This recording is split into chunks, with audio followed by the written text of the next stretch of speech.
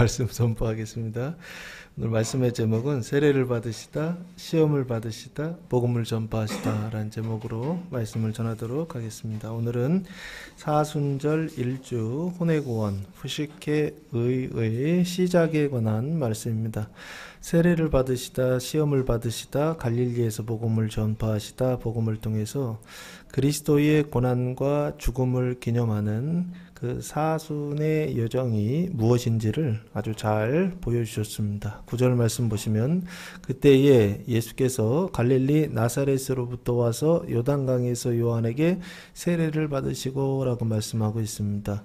이 그때라고 하는 것은 바로 앞에 마가복음 1장 4절 말씀해 보시면 세례 요한이 광야에 이르러 제사함을 받게 하는 회개의 세례를 전파하니라고 말씀하고 있습니다. 세례 요한이 전파하고 있죠. 뭘 전파하느냐 했을 때 회개의 세례를 전파했다라고 그렇게 말씀하고 있습니다. 그때라고 하는 것은 세례 요한이 그 회개의 세례를 전파했을 때 그때를 말하는 것입니다.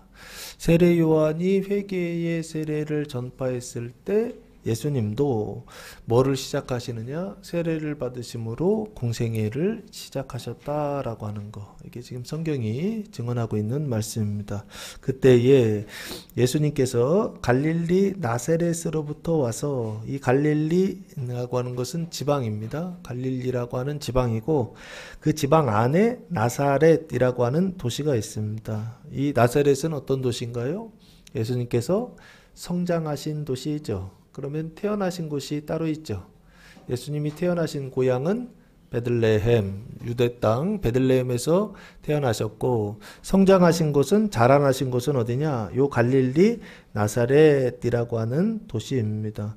그 나사렛으로부터 와서 그래서 어디에서 요단강에서 요한에게 세례를 받았다. 요 요단강이라고 하는 요단이라는 말은 내려오다라고 하는 뜻을 가지고 있습니다. 그래서 북쪽에서 남쪽 사이까지 강이 흐르는데 쭉 내려와요. 그래서 내려오다라고 하는 뜻을 가지고 있고 특별히 요단강 어디에서 세례 요한이 세례를 베풀었느냐? 요한복음 1장 28절 말씀해 보시면 그 장소가 이렇게 나와 있습니다. 요한복음 1장 28절 이 일은 요한이 세례 베풀던 곳 요단강 건너편 베다니에서 일어난 일이니라 라고 말씀하고 있습니다. 세례 요한이 증언했는데 그 회개의 세례를 증언한 장소, 세례를 베풀었던 장소가 어디냐라고 했을 때 요단강 동편에 있는 어떤 도시 이름이 나오죠. 베다니라고 하는 동네에서 뭐를 베풀었다? 세례를 베풀었다라고 지금 말씀하고 있습니다. 그 요단강에서 요한에게 세례 요한에게 뭐를 받았다? 세례를 받았다라고 말씀하고 있습니다. 아까 이 세례라고 하는 것은 뭐라고 그랬죠? 제사함을 받기 위한 회개의 세례다라고 그렇게 말씀드렸죠. 그러니까 요한의 세례다라고 하는 것은 마가복음 1장 4절 말씀 제사함을 받게 하는 회개의 세례를 위한 것이 바로 요한의 세례입니다. 그러니까 이 요한의 세례는 엄밀하게 보면 제사함 되나요? 안 되나요? 안 됩니다. 제사함을 받기 위한 전 과정, 그 바로 전의 과정이 뭐냐면 회개의 단계입니다. 근데 그 회개의 단계에 들어가기 위한 세례, 그게 바로 뭐냐면 요한의 세례다라고.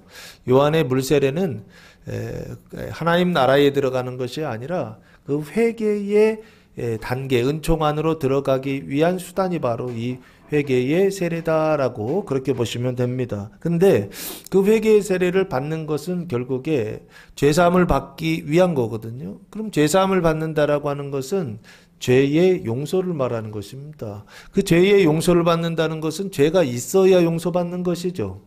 그러면 요한에게 세례를 받는다라고 하는 것은 뭐를 전제하냐면 죄가 있다라고 하는 것을 전제하는 거거든요. 그런데 성경에서 예수님은 죄가 있나요, 없나요? 요한 1서 3장 5절 말씀해 보시면 성경의 몇 가운데에서 말하고 있는데 그 중에 요한 1서 3장 5절 말씀해 보시면 그가 우리 죄를 없애려고 나타나신 것을 너희가 아나니 그에게는 죄가 없느니라 라고 말씀하고 있습니다. 이 그가 예수님이세요. 예수님에게는 죄가 있다 없다. 그러니까 성경이 일관되게 계속 말하는 것은 아담의 후손들은 다 죄가 있거든요. 근데 예수님은 여자의 후손으로 태어나셨죠. 성령으로 잉태되어서 태어나셨죠. 그래서 죄가 있다 없다. 예수님만 죄가 없다라고 성경은 계속 말씀하고 있습니다. 그러면 예수님은 죄가 없으신데 지금 죄가 있는 사람들이 받아야 하는 세례를 받았다라고 하는 것이죠. 그러면 이 세례는 쓸모가 있다 없다? 없다는 것이죠. 지금 쓸데없는 세례를 받고 있는 것이죠. 예수님께서 세례받는 것은 보통 세례요한의 세례는 죄사함을 받기 위한 회개의 세례인데 이 죄라고 하는 것이 있는 사람들이 받는 세례입니다. 근데 예수님은 죄가 없어요. 그러면은 세례 받을 필요가 없죠. 그런데 예수님께서 지금 세례를 받으셨어요? 안 받으셨어요? 받으셨죠. 그렇다면 예수님이 왜 세례를 받으셨을까요? 세례 받으실 필요가 없는 분이 왜 세례를 받으셔서 그래서 이 받으신 이유와 목적이 뭐냐라고 하는 것입니다. 베드로전서 3장 21절 말씀해 보시면 베드로전서 3장 21절 말씀해 보시면 요 앞에 18절부터 이어지는 그 말씀이 난해 구절 중에 하나이거든요. 근데 그 난해 구절이라고 하는 것은 문자적으로 읽어서 그래요. 이게 원래 의도하는 바대로 읽으려고 한다고 한다면 이게 그냥 정상적으로 읽혀야 되는데 한자 한자 따져보면서 읽어보다 보면 이게 말이 안 되는 내용들이 좀 있다고 생각이 들거든요. 근데 그건 생각일 뿐입니다. 어쨌든 21절 물은 예수 그리스도께서 부활하심으로 말미암아 이제 너희를 구원하는 편이 곧 세례라. 이는 육체의 더러운 것을 제하여 버림이 아니요 하나님을 향한 선한 양심의 강군이라 라고 말씀하고 있습니다. 여기 물이라고 돼 있죠. 이 물이라고 하는 것은 창세기 7장에 홍수 심판을 지금 이야기하고 있거든요. 바로 앞에서 20절 한번 보실까요? 그동안 그들은 전에 노아의 날 방주를 준비할 동안 하나님이 오래 참고 기다리실 때에 복종하지 아니하는 자들이라. 방주에서 물로 말미암아 구원을 받은 자가 몇 명뿐이니 겨우 8명이라 라고 말씀하시면서 물을 말하고 있죠. 물은 창세기 7장에 홍수 심판할 때 그 물을 지금 말씀하고 있는데 그 물은 예수 그리스도께서 부활하심으로 말미암아 이제 너희를 구원하는 뭐다? 표다라고 그렇게 말씀하고 있습니다. 근데 표인데 그 표는 뭐냐? 세례다라고 말씀하고 있어요. 그러니까 창세기 7장이 세례로 보여야 돼요. 세례 언약으로 보여야 됩니다. 8장 9장에 넘어가시다 보면 무지개 언약이 나오잖아요. 그 무지개 언약은 뭐냐? 지금 여기 구원하는 표다라고 지금 그렇게 말씀하고 있는 것이 아닌가 싶습니다. 이는 육체의 더러운 것을 위하여 제하여 버림이 아니요 제한다는 것은 깨끗하게 한다는 얘기죠. 하나님을 향한 선한 양심의 강군이라 기도다라고 그렇게 말씀하고 있습니다. 그러면 이 예수님께서 받으신 세례는 뭐냐라고 했을 때 그때 요한에게 세례받은 백성들의 세례는 죄사함을 받게 하는 회개의 세례를 받았다고 한다면 죄사함을 위한 것이죠. 근데 여기 예수님께서 받으신 세례는 뭐냐라고 했을 때 구원하는 표징이다라고 하는 것입니다. 구원하는 표징이라고 하는 것은 표적이라는 것인데 표적은 뭐죠? 눈에 보이는 것을 통하여 눈에 보이지 않는 메시지 그 구원을 뭐하기 위하여 전하기 위하여서 사용하시는 하나님의 수단이다. 은총의 수단이라고 이렇게 말씀드렸죠. 눈에 보이는 게 있단 말이에요. 그걸 통해서 눈에 보이지 않는 하나님의 구원을 설명하고 그것을 선포하기 위한 수단 선포하기 위한 하나님의 방법 그게 바로 뭐냐면 표징이다 표다라고 했잖아요. 예수님의 세례는 구원하는 표다라는 것입니다. 구원의 표징이라고 하는 것입니다. 그 구원의 내용이 10절부터 11절까지 세 가지로 나와 있습니다. 무엇을 구원하느냐라고 했을 때 눈에 보이는 구원이 아닙니다. 눈에 보이지 않는 구원의 표징이 되신다라고 하는 것입니다. 그 일을 위하여 예수님께서 무엇을 받으셨다? 세례를 받으셨다 갈라졌다라고 보시면 좋을 것 같아요. 첫 번째는 10절 말씀해 보시면 곧 물에서 올라오실새 하늘이 갈라짐과 두 번째 성령이 비둘기같이 자기에게 내려오심을 보시더니라고 말씀하고 있습니다. 첫 번째는 물에서 올라오셨다라고 말씀하고 있죠. 세례를 받을 때는 물속에 완전히 머리까지 잠기는 겁니다. 그 잠겼다가 그래서 올라오시죠. 그렇죠? 그 얘기는 이 물이라고 하는 것은 구원의 표징으로 보시면 됩니다. 그 구원의 표징이라고 하는 것은 물 속으로 들어가셨다가 물 밖으로 나오시는 것이죠. 그러면 물속이라고 하는 것은 어떤 것을 얘기하느냐라고 했을 때 그 물 밖으로 나왔을 때 나타나는 것의 반대라고 생각하시면 돼요. 그렇죠? 물속의 상태와 물 바깥의 상태를 우리가 생각할 때 물 바깥의 상태가 세 가지 상태가 변화가 있어요. 근데 물 안의 상태는 뭐냐라고 했을 때 구원받기 이전의 상태다라고 생각하시면 된다고요. 그러니까 물 안에 예수님께서 물속에 들어가실 때는 구원받기 이전의 세상의 상태를 설명한다고 한다면 물 밖으로 나오셔서 변화된 상태 세 가지가 나오거든요. 그걸 보면 아 이게 구원이구나. 하나님께서 예수님께서 세례를 받으신 이유와 목적이셨구나 라고 그렇게 생각하시면 된다는 것입니다. 그 첫 번째가 뭐냐면 하늘이 갈라졌다라고 그렇게 말씀하고 있어요. 구원의 표징 첫 번째는 하늘이 갈라졌다라고 하는 것입니다. 이 하늘이라고 하는 것은 눈에 보이는 하늘을 얘기할까요? 아니죠? 눈에 보이지 않는 하늘을 지금 말하고 있습니다. 우라노스라고 하는 단어를 사용했는데 뜻은 하늘, 하나님의 처소라고 하는 뜻을 가지고 있습니다. 그래서 하나님이 계신 곳이다 보니까 사람의 상태는 어떤 상태, 사람이 그곳에 들어갔을 때에 사람의 상태는 어떤 상태가 되느냐라고 했을 때 행복의 상태가 되는 것 같아요. 그래서 행복이라고 하는 뜻이 있습니다. 여기 하늘이 갈라졌다라고 하는 것은 행복이 시작되었다라고, 구원이 시작되었다 라고 하나님이 시작되었다라고 그렇게 보시면 좋지 않을까. 하나님 나라가 시작되었다라고 하는 것을 지금 하늘이 갈라졌다라고 그렇게 말씀하고 있습니다. 요 하늘이 갈라졌다, 갈라지다라는 건 스키조라고 하는 단어를 사용했는데 갈라지다, 쪼개지다, 열다라는 뜻입니다. 그러면 이 하늘, 하나님이 계신 처소로서의 이 하늘은 원래는 갈라졌다는 얘기는 열려졌다는 얘기거든요. 하늘이 열려졌다는 거예요. 그 하늘의 문이 열렸다는 것입니다. 그러면 그 전에는 어떤 상태에 있었다는 거예요? 닫혀졌다는 것이죠. 언제 닫혀졌죠?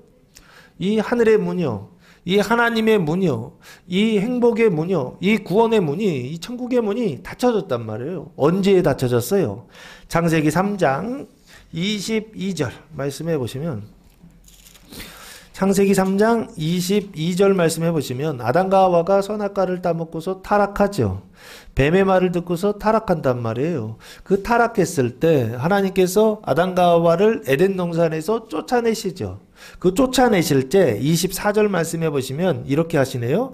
이같이 하나님이 그 사람을 쫓아내시고 에덴 동산 동쪽에 그룹들과 두루 도는 불칼을 두어 생명나무의 길을 지키게 하시니라 라고 말씀하고 있어요. 지키게 했다라고 하는 것은 들어가지 못하게 했다라고 하는 뜻이죠. 그 들어가지 못하게 했다라고 하는 것은 뭐냐? 하늘문이 닫혔다라고 그렇게 보시면 좋지 않을까 싶습니다. 그런데 하늘문을 닫는 수단이 두 가지가 있었죠. 첫 번째는 뭐다? 그룹들이라고 돼 있죠. 수랍들이라는 뜻입니다. 이 수랍들이라고 하는 것은 하늘에 천사들이 있는데 그 천사들 중에서도 대천사들이 있죠.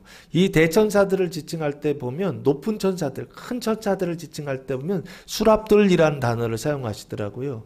그러니까 거기에 그 문을 지키는 대장을 하나 세워놓으신 것 같아요. 그 수랍들과 그리고 뭐를 세워놨느냐면 불칼이라고 돼 있죠. 불칼이라고 하는 것은 예전에는 불에 칼에 불이 붙었다 그래가지고 화영검이라고 그렇게 번역을 했거든요. 화영. 예, 불이 붙은 칼이죠. 여기는 불칼이라고 그냥 그렇게 번역했어요. 그러면 칼이 있는데 눈에 보이는 칼이 있는데 그 칼에 뭐가 붙어 있느냐면 불이 붙어 있어요. 불이 막 붙어가지고서 여기서 타고 있는 거예요. 이거는 눈에 보이는 칼인가요? 물리적인 이 세상에 옛날 그 장군들이 들고 이순신 장군 뭐 들고 있었던 그런 칼인가요? 그 칼이 아니죠. 이 칼은 어떤 칼인가요? 불이 붙어 있는 칼이죠. 이 불이 붙어 있는 칼은 눈에 보이지 않는 칼입니다. 그 눈에 보이지 않는 존재들을 표현할 때 칼이다, 불이다라고 그렇게 사용하고 있어요. 하나님께서 그 이스라엘을 심판하시고 열방을 심판하실 때 사용하시는 심판의 도구가 있죠. 성경에 보면 네 가지가 나와 있죠. 그렇죠? 첫 번째는요, 칼. 두 번째는요, 기근. 세 번째는요, 전염병. 네 번째는요, 짐승들. 이게 다 눈에 보이는 거다, 안 보이는 거다? 안 보이는 겁니다. 우리가 생각할 때 단어는 그렇게 쓰여져 있지만 그러나 실제로는 눈에 보이지 않는 존재들, 그게 누구냐면 영적인 존재들이고 신적인 존재들이죠. 천사라고도 하고 마귀라고도 할 수가 있습니다. 하나님께서는 그 두 가지를 다 사용하세요. 사용하셔서 어떻게 하시느냐 했을 때 하나님의 뜻을 이루기 위하여, 하나님의 경륜을 이루기 위하여 하나님께서 그 일들을 하신단 말이에요. 하실 때 사용하는 것들 중에 하나가 이 칼이라고 하는 것입니다. 칼이라고 하는 것은 신적인 존재예요. 불이라고 하는 것은 신적인 존재라고요. 눈에 보이지 않는 천사들과 같은 존재들이라고요. 수랍들과 천사들을 그 에덴 동산에 두셔서 어떻게 하시느냐? 거기에 들어가지 못하도록 하늘에 문을 지키도록 어떻게 하셨느냐면 세워두셨다는 거예요. 그래서 뭐하지 못하게 들어가지 못하도록 하셨다는 거예요. 그래서 닫혀진 그 하늘 문이 어떻게 됐다고요? 오늘 예수님 세례 받으심으로 열렸다라고 하는 것입니다. 할렐루야. 예수님이 언제 세례 받으셨죠? 2000년 전에 세례 받으셨죠. 그럼 지금은요, 2000년이 지났죠. 그러면 하늘문이 열렸을까요? 안 열렸을까요? 열렸습니다. 할렐루야. 열리셨나요? 여러분의 그 하늘문이 열리셨나요? 예, 여러분 안에 있는 그 영혼의 문이 열리셨나요? 하나님이 계시는 그 처소의 문이 열리셨나요? 할렐루야. 예수님을 믿고 그 문이 열리게 되기를 축복합니다. 예, 이미 2000년 전에 열렸다고요. 지금도 활짝 열려서 그곳에서 하나님의 그 영광이 빛나고 있는데, 근데 이 믿음이 없는 사람들은 눈을 감은 사람들과 같아요. 믿음이 없는 사람들은 동굴 속에 들어간 사람들과 같아요. 그래서 어떻게 해요? 빛이 비추지 않는 상태. 하나님이 빛을 안 비춰주시는 게 아니라 내가 눈을 감고 있어서 빛이 비치지 않는, 하나님의 영광이 비추지 않는 그런 상태에 있는 것이 아닌가라는 생각을 해봅니다. 벌써 지금 2000년이 지났단 말이에요. 지금 인생을 살아가시면서 지금까지 몇 년을 사셨느냐 말이에요. 근데 그 살아가는 그 과정들 속에서 하늘문이 열리고 하나님의 영광이 빛나고 있는 거, 이거 보고 계신가요? 그거 보시고 이 세상을 지옥으로 살아가는 성도들이 아니라 이 세상을 천국으로 살아가는 행복한 성도들 되시기를 예수님의 이름으로 축복합니다. 예수님이 세례를 받으셨다는 것은 뭐를 위한 것이냐? 하늘문을 여시기 위하여서 세례를 받으셨다는 거예요. 그래서 하늘문이 열렸다는 것입니다. 그러면 예수님 세례 받았다라고 하는 것이 확실하니까 하늘문이 열렸다라고 하는 것도 확실하죠. 그 하늘문이 열렸다는 것이 확실하다고 한다면 이제는 그 문이 열렸으니까 들어가야 돼, 안 들어가야 돼요? 들어가야 되죠. 이미 들어가신 분들은 이미 들어가셔서 낙원에서 그 천국에서 하나님 주시는 생명을, 그 영광을 충만히 누리며 살아가는 성도들 되시고, 아직 그 문이 열리지 않았다고 한다면 예수님께서 열어놓으신 그 문을 통하여서 열린 문을 통하여 하늘에 들어가는 성도들 되시기를 예수님의 이름으로 축복합니다. 문이 열리더라고요. 문이 열리는데 열리는 것까지는 보여. 근데 들어가지를 못하더라고요. 그래서 아니 거길 왜 안 들어가? 들어가시라고요. 안 들어가더라고. 근데 못 들어가. 왜? 한 번도 안 들어가 본 길이에요. 문이 열린 것도 한 번도 안 열려봤고, 그리고 그 문으로 들어가는 것도 한 번도 안 들어가 봤어. 그러니까 어떻게 해요? 일로 가야 되는지 절로 가야 되는지, 열렸는지 닫혔는지, 어디 가야 어떻게 해야 되는지를 모르고 그 자리에 멈춰 있더라고요. 그러지 마시고 열심히 성경을 읽어서, 그래서 믿음으로 열린 하늘문을 통하여서, 그 천국의 문을 통하여서 들어가서 이 세상에서, 이 세상을 살아가면서 지옥이 아니라 천국을 살아가는 성도들 되시기를 예수님의 이름으로 축복합니다. 방법은 성경을 읽어야 됩니다. 하나님의 말씀을 읽어야 됩니다. 하나님의 말씀을 읽어야 뭐랄까요? 마음의 눈이라고 그럴까요? 영혼의 눈이 열려요. 그 하늘의 문이 열려 있구나. 열려 있는데 나만 모르고 있었구나 라고 하는 것입니다. 왜 모르죠? 세상을 살다 보면 많은 고난이 있어요. 그 고난이나 상처로 인하여서 어떻게 되느냐? 이 눈이 감겨요. 눈이 감겨요. 그 믿음의 눈이 감기고 그리고 이 말씀의 눈이 감겨요. 그래서 들을 수 있는 귀 그리고 볼 수 있는 눈 이게 없습니다. 그러다 보니까 어떤 문제들이 생기느냐? 이 하늘 문이 열렸는데도 열린 것을 모르고 그곳에 들어가지 못하는 그런 성도들이 많이 있다라고 하는 것입니다. 그 창세기 이 3장에 그 타락으로 인하여서 닫혀졌던 에덴의 그 문이 이 닫혀졌던 그 에덴 동산의 문이 어떻게 됐느냐? 예수님 세례를 받으심으로 활짝 열리게 되었다라고 하는 거 10절에서 말씀하고 있고요. 이게 첫 번째 표징입니다. 그리고 두 번째 표징은요. 성령이 비둘기같이 자기에게 내려오심을 보시더니라고 말씀하고 있습니다. 예수님께서 물에서 올라오시면서 두 가지를 보고 있죠. 하나는 하늘이 문이 열리는 거예요. 그리고 그 열린 문을 통하여서 뭐가 내려왔다? 성령이 지금 내려오고 있죠. 근데 성령이 뭐같이? 비둘기와 같이 자기에게 내려오심을 보셨다. 예수님께서 보셨다라고 말씀하고 있죠. 여러분도 보시기 바랍니다. 하늘문이 열리고 성령이 자기 위에 여러분 위에 내려오심을 볼 수 있는 성도들 되시기를 예수님의 이름으로 축복합니다. 이때 뭐가 시작되느냐? 회심이 시작되는 거예요. 세상의 나라에서 하나님의 나라로 나라가 바뀌는 이것을 언제부터 실제적인 경험이 이거입니다. 성령이 비둘기같이 자기에게 내려오심을 보시더니라고 그렇게 말씀하고 있습니다. 그래서 성령이라고 하는 것은 뭔가요? 성령이라고 하는 것은 푸뉴마라고 하는 단어를 사용했는데 공기의 흐름, 숨, 미풍, 바람이라는 뜻을 가지고 있더라고요. 눈에 보일 때는 바람입니다. 그런데 눈에 보이지 않을 때는 영혼, 그리고 정신, 천사, 마귀, 그리스도의 영, 성령 뭐 이런 뜻을 가지고 있습니다. 눈에 보일 때는 바람인데 눈에 보이지 않을 때에는 성령이라는 뜻을 가지고 있습니다. 그래서 이 성령이라고 하는 것, 하나님의 영이라고 하는 그리스도의 영이 하시는 일은 뭔가요? 요한복음 14장 26절 말씀해 보시면 성령은 눈에 보이지 않는 영이죠. 성령은 눈에 보이지 않습니다. 그러다 보니까 성령님께서 하시는 일이 이렇게 나와 있습니다. 요한복음 14장 26절 말씀해 보시면 보혜사 곧 아버지께서 내 이름으로 보내실 성령 그가 너희에게 모든 것을 가르치고 내가 너희에게 말한 모든 것을 생각나게 하리라 라고 말씀하고 있습니다. 가르치고 생각나게 하는 영 이게 뭐죠? 성령이시다라고 지금 말씀하고 있죠. 그러면 이 가르치고 생각나게 하는 영이 뭐를 가르친다는 거예요? 내가 너희에게 말한 모든 것이라고 돼 있죠. 그러면 예수님께서 제자들에게 말씀하신 게 뭐예요? 하나님의 말씀이시죠. 그 하나님의 말씀이 어디에 기록되어 있어요?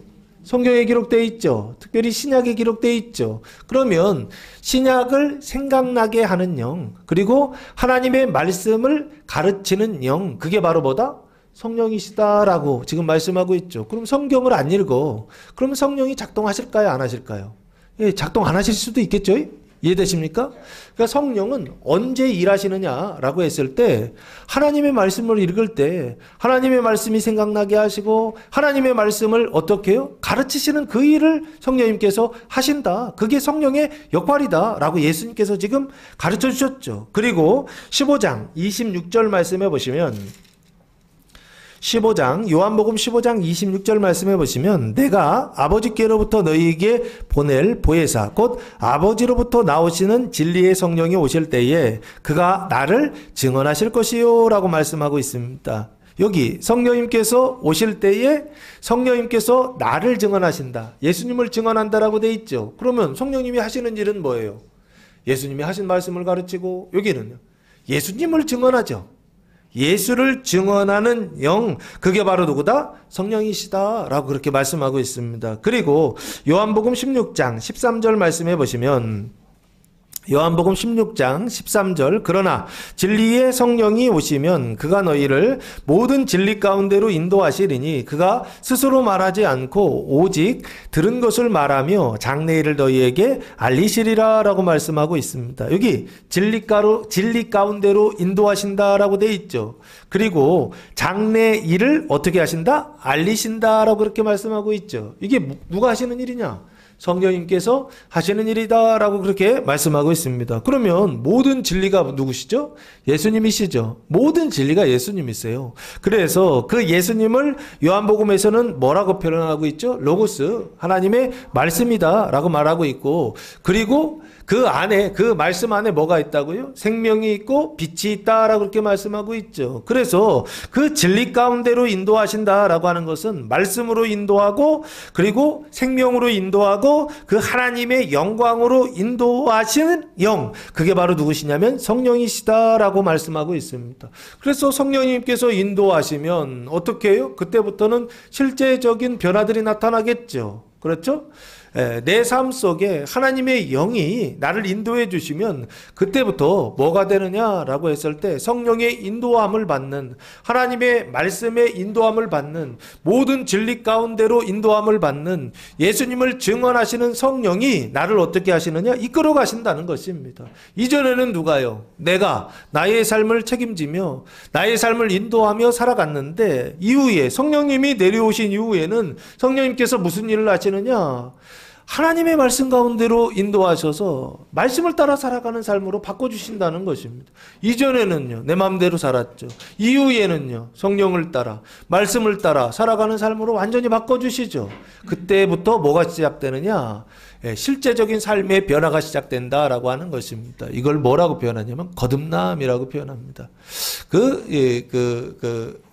칭의라고 하는 그 의롭다 하심이라고 하는 것은 하나님께서 우리의 죄를 용서하셔서 그래서 하늘의 문을 여시는 사건이라고 한다면, 거듭남이라고 하는 것은 성령님께서 내려오셔서 실제적으로 우리의 삶을 인도해 가시는 것입니다. 그것을 성령이 비둘기같이 자기에게 내려오심을 보시더니라고 말씀하고 있습니다. 예수님 세례 받으신 이유와 목적은 뭐냐? 구원의 표징인데, 첫 번째 표징은 하늘 문을 여시는 표징이요, 두 번째 표징은 성령이 비둘기같이 자기에게 내려오시는 거듭남의 표징이요, 세 번째는 그래서 쉽게 사망의 생각이 늘 우리 안에 있었거든요. 그런데 성령이 비둘기같이 자기에게 내려오심으로 그 사망의 생각이 없어지고 뭐의 생각이 시작되느냐? 생명의 생각이 시작된다라고 말씀하고 있어요. 그러면 사망의 생각이, 성령이 내려오시면 사망의 생각이 완전히 없어질까요? 그렇지는 않습니다. 사망의 생각이 있습니다. 있는데 그 뭐가 있느냐면 이제 생명의 생각이 시작되어서 사망의 생각과 생명의 생각이 어떻게 하느냐면 서로 교차되는 어떤 상태에 있다라고 보시면 좋지 않을까 싶습니다. 예수 믿고 구원받았는데 신앙생활을 시작하고 성경을 읽었는데 또 왜 그렇게 사냐? 이렇게 이야기하는 사람들이 있습니다. 아니, 성경을 읽는다면서 또 왜 그렇게 사냐는 거예요. 왜 그런 생각을 하느냐라고 했을 때 하나님의 기준을 가지고 있어서 그런 게 아닙니다. 사람의 기준을 가지고 있어서 그래요. 성경에 보시면 끊임없이 성경에서 뭘 얘기하느냐라고 했을 때 예수 믿고 구원받았는데도 여전히 연약하다라고 하는 것을 이야기하고 있습니다. 그래서 연약하기 때문에 어떤 사람이 되어야 된다? 거룩한 사람이 되어야 된다? 점과 흠도 없는 완전한 사람이 되어야 된다라고 계속 말하고 있어요. 어디에서 대표적으로 그런 얘기를 하고 있죠? 고린도전서 보세요. 고린도전서 보시면 1장부터 고린도 교회의 문제들을 말하고 있지 않습니까? 나는 바울파, 나는 아볼로파, 나는 게바파 하면서 나는 그리스도파에서 네 파로 나눠졌죠. 그 파로 나눠져 가지고 나중에는 어떻게 해요? 분쟁하다가 싸우다가 눈이 맞아가지고 간음하고, 그리고서 그런 문제들이 나왔잖아요. 그리고서 세상에 소송하고, 교회 안에서도 내적으로 계속 문제들이 생기고, 그게 어느 교회느냐? 고린도 교회 아니었습니까? 그 고린도 교회의 모습을 보면서 사도 바울이 뭐라고 합니까? 너희는 성도도 아니다, 야! 이런 얘기 하던가요? 아니에요. 그런 얘기 안 합니다. 그 안에 여러 가지 연약함을 가지고 있었고 여러 가지 문제들을 가지고 있었지만 사도 바울은 그 고린도 교회의 사람들을 향하여서, 예수 믿는 사람들을 향하여서 뭐라고 말하냐면 성도다라고, 하나님의 부르심을 받고 택하심을 받은 성도다라고요. 그렇게 말씀하고 있다고요. 왜 그렇습니까? 어리기 때문에 그런 것입니다. 연약하기 때문에 그런 것입니다. 아직도 그 사망의 문제예요. 죄의 문제는 해결되었는데 왜? 하나님께서 용서하셨으니까 죄의 문제는 해결되었죠. 그러나 사망의 문제예요. 실제적인 변화는 해결이 됐다 안 됐다? 안 됐어요. 그래서 어떻게 하신다? 하나님께서 이스라엘을 통하여 출애굽시키셨을 때 광야에서 몇 년 동안 돌게 하셨죠? 40년 동안 돌게 하시지 않았습니까? 광야 40년을 통하여서 뭐를 바꾸신 거냐라고 했을 때 그 사망을 생명으로 바꾸시는 일을 한 것이 아닌가 싶습니다. 그러면 그게 뭘 얘기하느냐고요. 예수 믿고 구원받으면 한 번에 완전하게 된다라고 하는 것을 성경이 말하는 것이 아니라 예수 믿고 구원받았을 때 하나님은 용서하셔서 의롭다 하셨지만 실제적으로 의롭느냐, 그게 우리에게 실력이 됐느냐라고 했을 때는 됐다 안 됐다? 안 됐다. 왜요? 이제 태어났으니까 안 됐죠. 애기니까 안 돼 있죠. 애기가 태어나가지고서 아장아장 걷는 것만 해도 기특하지 않습니까? 실제적인 변화라고 하는 것은 뭘 얘기하느냐라고 했을 때 하늘문이 열리는 게 실제적인 변화는 아닙니다. 하늘문이 열린다라고 하는 것은 하나님의 용서가 시작되었다라고 보시면 좋지 않을까 싶고요. 성령이 내려오셨다라고 하는 것은 실제적으로 성령님께서 인도하셔서 우리의 삶이 실제적인 변화가 나타난다는 것입니다. 나타나는데 어떻게 나타나느냐? 애기들처럼 나타나요. 엄마 뱃속에 애기가 잉태되는 것처럼. 출산 10달 후에 출산돼가지고 그래가지고 애가 1살, 2살, 3살 이렇게 되는 것처럼 성경을 읽고 그리고 믿음을 가져서 예수 믿고 구원받아서 뭔가 시작했을 때 그때부터 시작되는 거예요. 근데 뭐가 시작되느냐? 그 인생의 괴로움이 시작되죠. 어떤 괴로움일까요? 사망과 생명의 싸움이 시작됩니다. 사망이 실제적으로는 다 용서해 주셨지만 사망이 실제적으로는 99%다라고 생각하시면 돼요. 이제 1% 생명 1% 시작되는 것입니다. 그 1% 시작된 아이한테 너 그딴 식으로 살 거면 성경 읽지 마. 하면 죽으란 얘기예요. 맞죠? 애기는 그냥 태어나서 응애만 해도 잘하는 거예요, 안 하는 거예요? 울기만 해도 잘하는 거예요. 왜? 배고플 때 응애 해가지고 배고프다는 사인 주고 그리고 오줌 싸고 똥 쌌을 때 응애 해가지고 갈아달라고 불러야 되는 거 아니에요. 근데 안 해가지고서 이게 짓물르고 그래가지고 약 발라주려면 얼마나 더 힘들어 엄마가. 그죠? 울어주는 것만 해도 얼마나 좋은지 몰라요. 그죠? 또 1살 정도 됐을 때 기기만 해봐요. 막 뒤집기만 해도 난리 나지 않습니까? 그렇지 않나요? 애가 이렇게 누워있던 애가 뒤집기만 해도 난리 나고 이렇게 기어다니기만 해도 난리 나고 돌잔치 할 때 뭐예요? 뭐 잡는가 막 이렇게 하면서 하지 않습니까? 그거 잡는 게 뭐 대단한 일이에요. 그 많은 것들 중에. 그리고 잡아도 돈도 뭐 1,000원짜리도 놓고 뭐 5만원짜리 놓고 그러면 꼭 이상하게 애들은 1,000원짜리를 잡아.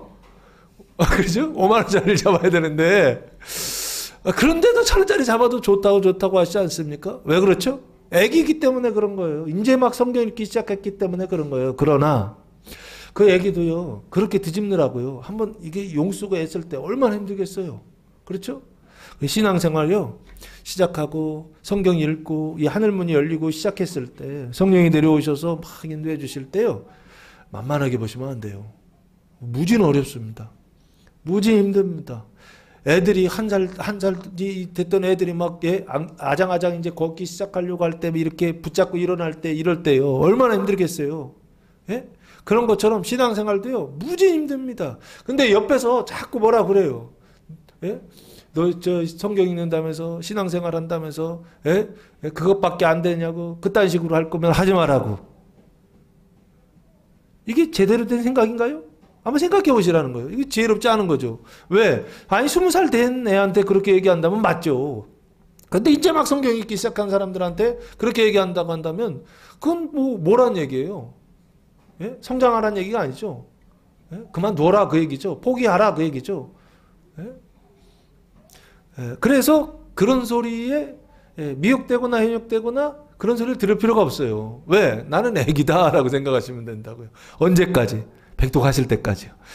백도 가실 때까지 나는 아직도 애기다라고 생각하시라고요. 한 50동 넘어가면 그때부터는 이제 청소년기 들어갔다 이렇게 생각하시고 100동 넘어가면 이제 20살 청년기 됐다라고 생각하시고 그렇게 생각하시고 그때 이제 어떤 사람은 청년에서 장년으로 훅 넘어간 사람이 있고 거기서 조금 딜레이 되는 사람들이 있고 이런 차이들이 있는 것 같아요. 실제적으로는 보니까 성경을 읽을 때 한참을 읽어야 성장하더라고요. 하나님의 말씀으로 충만해야 성장하더라고요. 그래서 우리 안에 있는 그 사망을 완전히 다 비우고 생명으로 넘어가는데 어느 정도 지나가야 되는 백독 넘어가야 되더라고요. 그래서 백독 했던 것입니다. 아무 생각 없이 백독이 해라. 왜 그랬냐?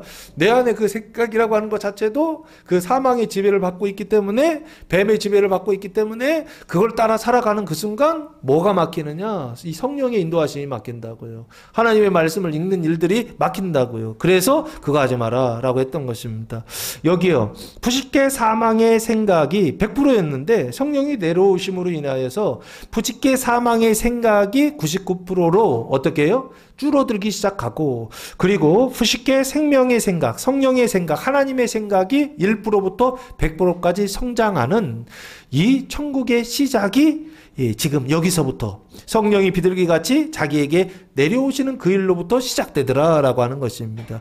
이것을 나타내시기 위하여, 이것을 표징하기 위하여, 구원의 표징을 보여주시기 위하여 예수님께서 뭐를 받으셨다? 세례를 받으셨다라고 지금 말씀하고 있더라라고 하는 것입니다. 11절 말씀해 보시면 세 번째 구원의 표징이 나오는데요. 하늘로부터 소리가 나기를 너는 내 사랑하는 아들이라 내가 너를 기뻐하노라 하시니라 라고 말씀하고 있습니다. 하늘로부터 소리죠. 그러니까 하늘 소리죠. 하늘 소리인데 누가 말씀하시느냐? 너는 내 사랑하는 아들이다 라고 말씀하고 있어요. 너는 예수님이시거든요. 내 사랑하는 아들. 그러면은 예수님의 아버지시죠. 그럼 예수님의 아버지시는 누구죠? 하나님이시죠. 그 하나님 아버지의 사랑하는 아들, 그분이 바로 누구시다?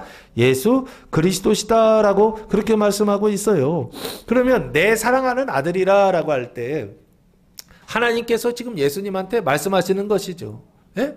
하나님께서 예수님에게 너는 내 사랑하는 아들이다 라고 하나님의 소리가 지금 들리는 것이죠. 이해되십니까? 이 하나님의 소리가 들리는 거, 이것을 성경에서 뭐라고 말씀하고 있느냐라고 했을 때 로마서 8장 한번 보시기 바랍니다.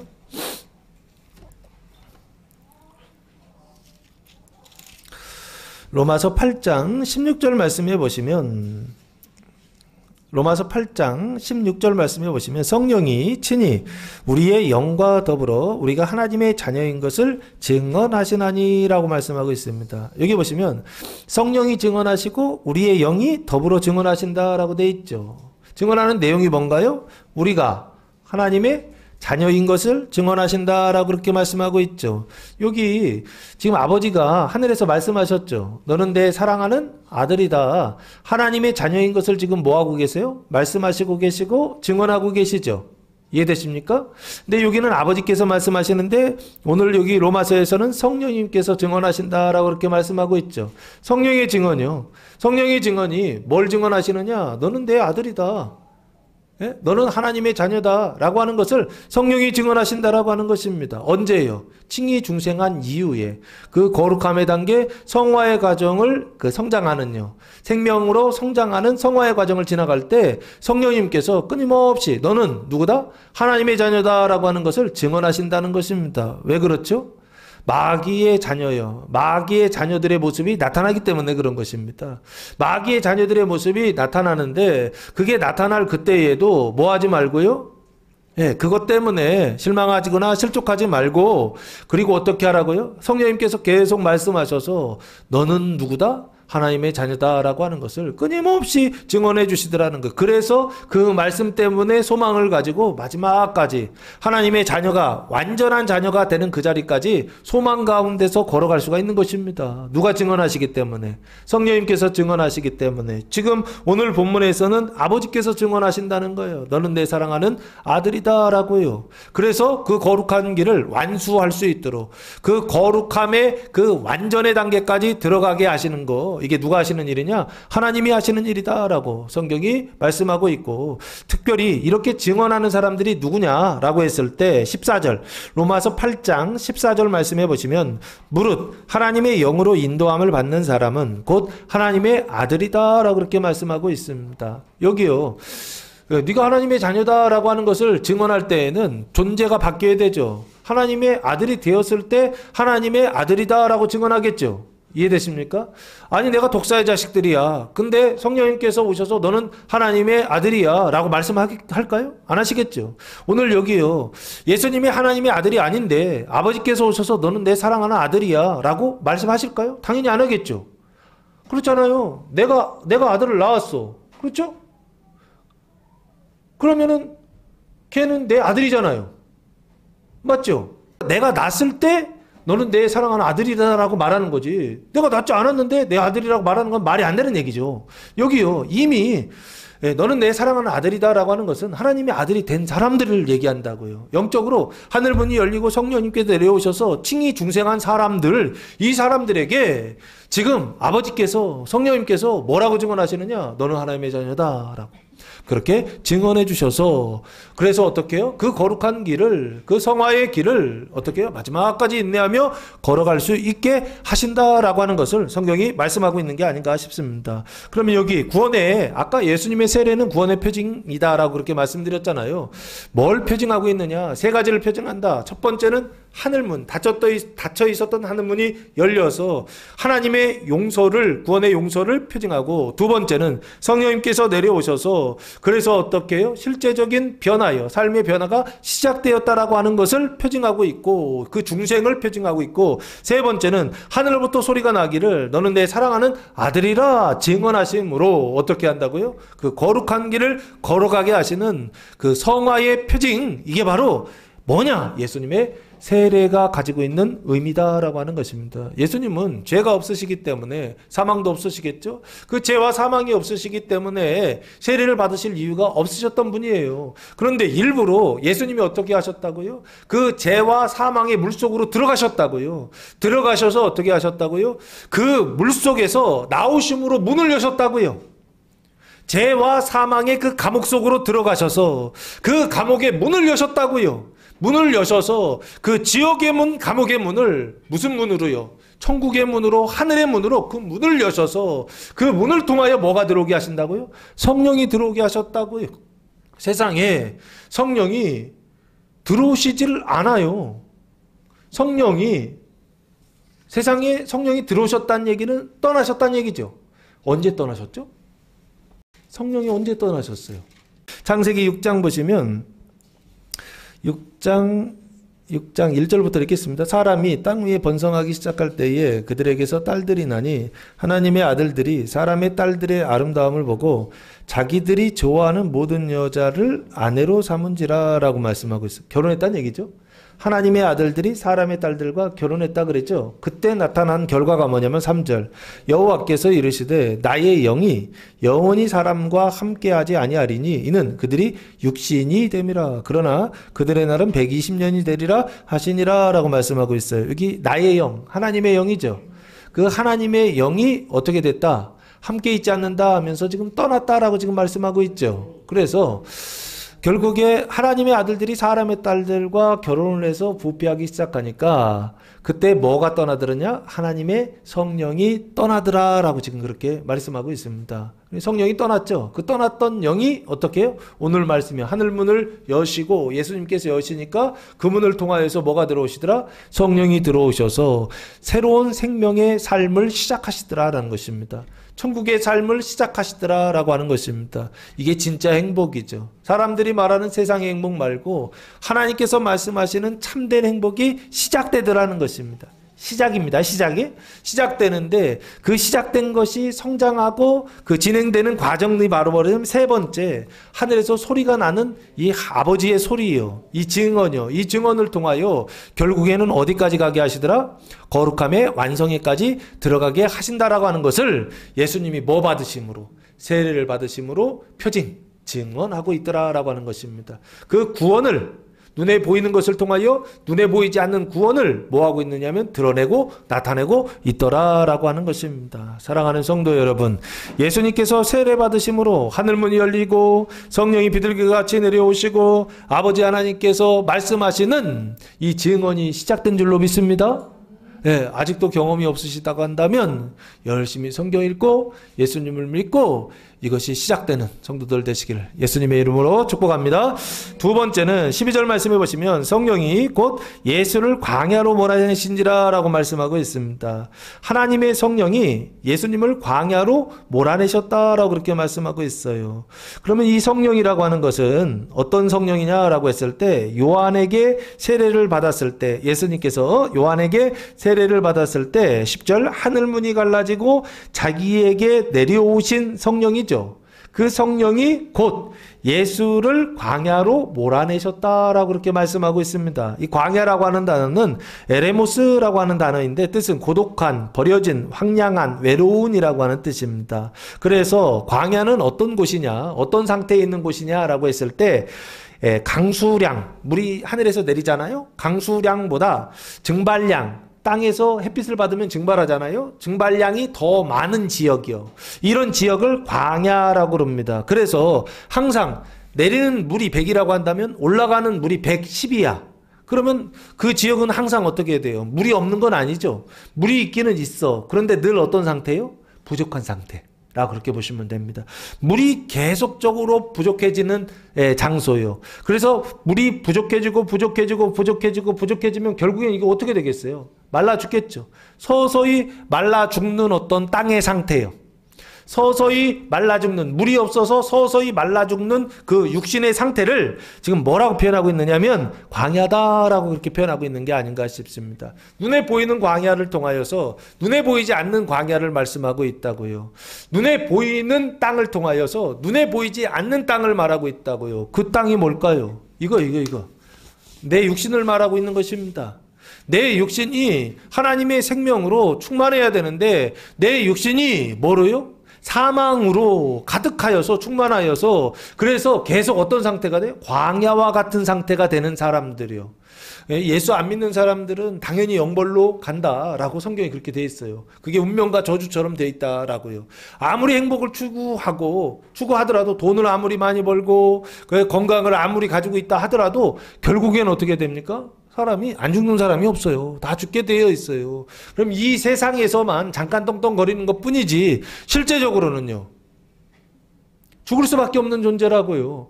근데 그 죽을 수밖에 없는 존재가 어떻게 운명 지어졌느냐라고 했을 때 이 문제 해결하지 않으면 영벌로 그 운명이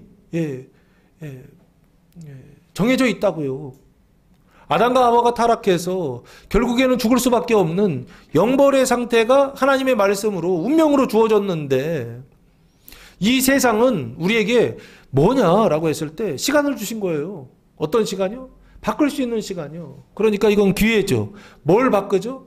그 사망의 문제를 바꿀 수 있는 시간이요. 그 시간을 인생이라고 하는, 태어나서 죽는다라고 하는 이 인생이라고 하는 시간을 통해서 우리에게 주신 거예요. 어떻게 하라고? 바꾸라고요. 그래 하나님께서 끊임없이 일하시는 것입니다. 무슨 일이요? 바꾸라고요. 그 죄와 사망을 바꾸라고요. 그래서 결국에는 뭐가 되라고? 의와 생명으로 바꿀 수 있는 기회예요. 아담과 하와가 잘못해서 그렇다고 한다면 그건 당연한 거죠. 그런데 아담의 후손들도 그것 때문에 그렇다고 한다면 기회가 주어지지 않고 운명을 바꿀 수 있는 어떤 것이 주어지지 않는다고 한다면 억울하지 않을까요? 하나님께서 기회를 주신다고요. 시간을 주신다고요. 무슨 시간이요? 바꿀 수 있는 시간이요. 운명과 저주를 바꿀 수 있는 시간이요. 이 광야와 같은 상태를 바꿀 수 있는 시간이요. 그래서 이 광야라고 하는 것은 끊임없이 눈에 보이는 광야 땅을 통해서 눈에 보이지 않는 광야 땅을 계속 말씀하고 있다고요. 어떤 상태요? 하나님의 생명이 없는 사람의 상태요. 하나님의 말씀이 없는 사람의 상태요. 하나님의 영광이 비춰지지 않는 사람의 이 땅의 상태요. 그래서 거룩해야 되는데 빛이 없어서 생명이 없어서 가증할 수밖에 없는 그 사람의 말밖에 없어서 뱀의 말밖에 없어서 그래서 가증하고 부정할 수밖에 없는 그 사람의 상태를 지금 뭐라고 표현하고 있느냐? 광야다라고 그렇게 말씀하고 있는 게 아닌가. 거기로 데려가셨다는 거예요. 예수님께서 광야로 데려가셨다고요. 성령님께서 예수를 광야로 데려가셨다고요. 그 광야가 나라고 한다면 예수님이 이번 주간 여러분을 찾아오실 것입니다. 성령님께서 예수님을 광야로 이끌어 가셨던 것처럼 몰아내셨다라고 됐죠. 이 몰아내셨다라고 하는 게 에크발로라고 하는 단어를 사용했는데 뜻은요. 쫓아내다라는 뜻입니다. 그래서 보내버리다. 그래서 등을 떠밀어서 보내버린 거죠. 예수님이 막 거기로 자발적으로 가려고 가신 것이 아니라 성령님께서 등을 떠밀어서 거기로 어떻게 하셨느냐? 몰아내셨다, 쫓아냈다라고 그렇게 말씀하고 있습니다. 그러면 한번 생각해 보세요. 성령이 예수를 광야로 몰아내셨던 것처럼 지금도 성령님께서 예수를 광야로 몰아내시고 그 예수의 상태에 있는 사람들을 광야로 몰아내시고 그 영생의 상태에 있는 사람들, 그 완전의 하나님의 사랑으로 완전한 상태에 있는 사람들을 광야로 몰아내시고 있다고 한다면 그 성령님께서 하시는 것입니까? 악령이 하는 겁니까?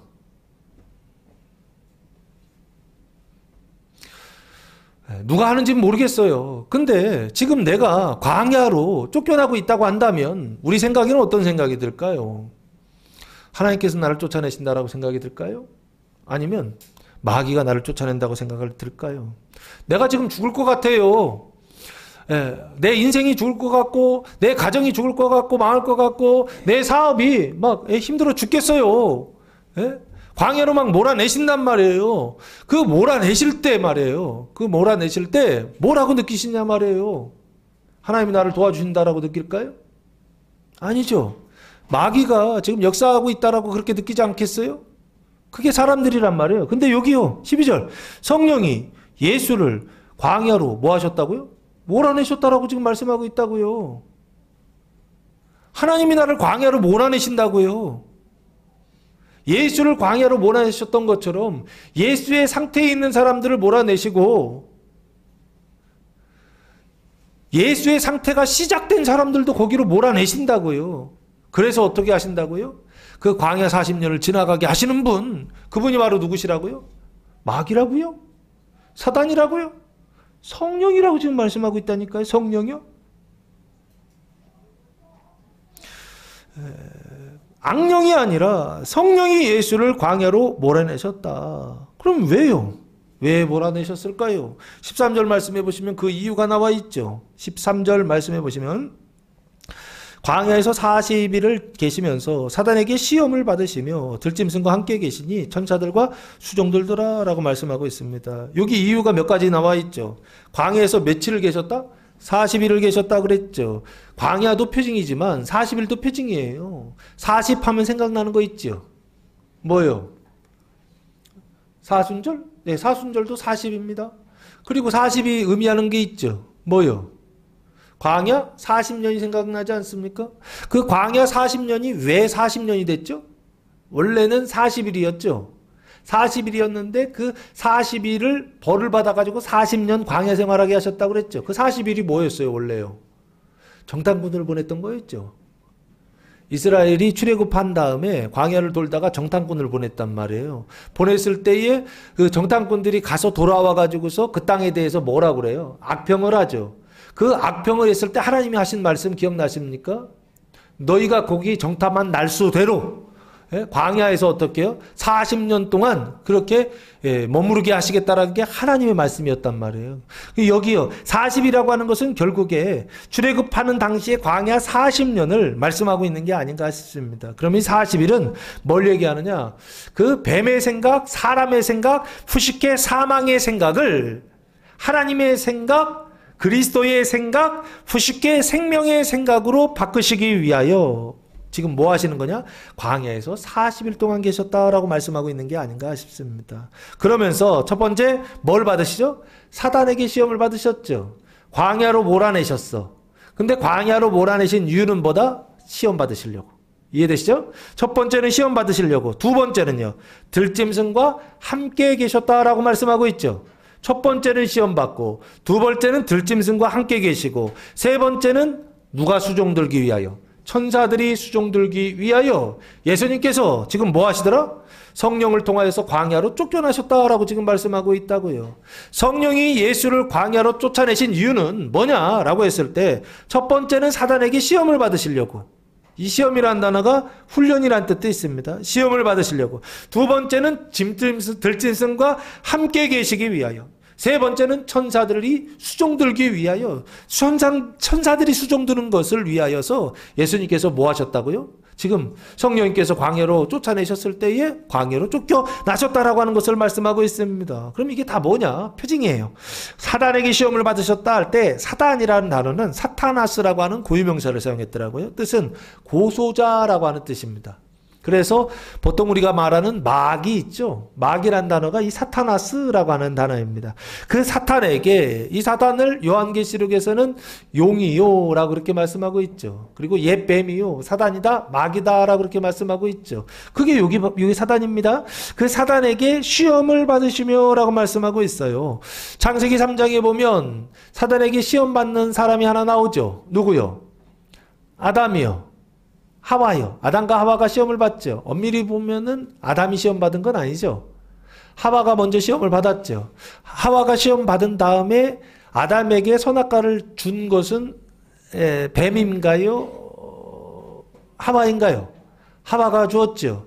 그러니까 엄밀히 보면은 하와가 아담을 타락시킨 건데 하와가 뱀의 말을 듣고 이미 타락했기 때문에 뱀의 상태 속에서 타락한 거예요. 그러니까 눈으로 볼 때는 하와가 한 거지만 눈으로 보이지 않을 때는 뱀이 한 겁니다. 하와도 뱀이 하고 아담도 뱀이 했다라고 그렇게 보시면 더 좋을 것 같아요. 하와도 뱀이 타락하게 했지만 아담도 그 뱀의 상태에 있는 하와가 타락하게 했다라고 그렇게 보시면 좋을 것 같습니다. 어쨌든 광야로 몰아내셨다라고 할 때, 13절, 사단에게 시험을 받으셨다라고 했을 때, 그 시험이라고 하는 것은 여기 내용은 안 나와 있죠. 근데 마태복음에 보시면 세 가지로 나와 있더라고요. 첫 번째는 돌이 떡이 되게 하라. 40일 동안 굶으셨으니까 돌이 떡이 되게 하라. 두 번째는 성전 꼭대기에서 뛰어내려라. 그러면 천사들이 와가지고서 받들 것이다. 세 번째는 지극히 높은 산, 성전보다 더 높은 지극히 높은 산에 올라가서 나에게 뭐하라?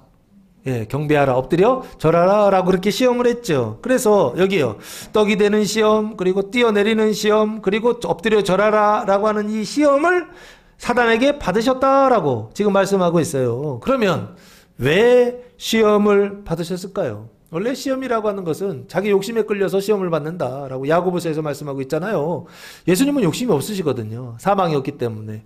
그런데 여기요, 시험을 받으셨다라고 예수님이 시험을 받으셨다는 거예요. 그러면 시험 받을 만한 이유와 어떤 목적이 없어요. 이유가 없는 분이신데 예수님께서 사단에게 시험을 받으셨다는 거예요. 그럼 왜 시험을 받으셨을까요? 예수님이 시험을 받으신 이유, 그 목적. 죄가 있어야 시험 받는 거거든요. 욕심이 있어야, 탐심이 있어야 시험 받는 것인데 예수님은 그게 없어요. 근데 시험을 받으셨어요. 그럼 자기를 위하여 받는 시험이 아니죠. 누구를 위한 것이냐 라고 했을 때 히브리서 2장 18절 말씀해 보시면 이유가 이렇게 나와 있습니다. 그가 시험을 받아 고난을 당하셨은즉 시험 받는 자들을 능히 도우실 수 있느니라 라고 말씀하고 있습니다. 그가가 예수님이시거든요. 그리스도. 예수 그리스도께서 시험을 받아 뭐를 당하셨다? 고난을 당하셨다라고 말씀하고 있죠. 그럼 시험 이꼬로 뭐다? 고난이다 라고 그렇게 말씀해도 되겠죠. 사순절은 뭐를 기념하는 것이냐면 그리스도의 고난과 죽음을 기념하는 것이고 동참하는 거예요. 근데 여기요, 시험은 뭐냐? 고난의 시작이라고 보시면 되겠죠. 예수님 고난의 시작은 뭐냐? 시험이다. 예수님 시험이다라고 그렇게 보시면 좋을 것 같고, 그 시험 받으신 이유와 목적이 뭐냐라고 했을 때 시험 받는 자들, 자기 자신을 위한 게 아니죠. 시험 받는 자들을 뭐 하시기 위하여? 능히 도우시기 위하여 무엇을 받으셨다? 시험 받으셨다라는 것입니다. 그 시험 받는 자들은 어떤 시험이요? 첫 번째 시험, 물질적인 시험, 두 번째 시험, 정신적인 시험, 세 번째 시험, 영적인 시험. 이 시험을 받는 자들 누구에게 경배할 것이냐? 하나님 영이시잖아요. 영이신 하나님만을 경배할 것이냐? 마귀를 경배할 것이냐? 바알을 경배할 것이냐? 뭐 늘 이런 시험이거든요. 그 시험 받는 사람들, 영과 혼과 육의 시험 받는 자들을 어떻게 하시려고? 도우시기 위하여. 누가 시험을 받으셨다? 예수님께서 시험 받으심으로. 그래서 능히 도우실 수 있다 없다? 도우실 수 있다라고 하는 것입니다. 그 시험 받는 자들은 광야 40년 동안 시험 받아서 사망이 생명으로 바뀐다고 그랬죠. 그 시험 받는 거는 좋은 겁니까? 나쁜 겁니까?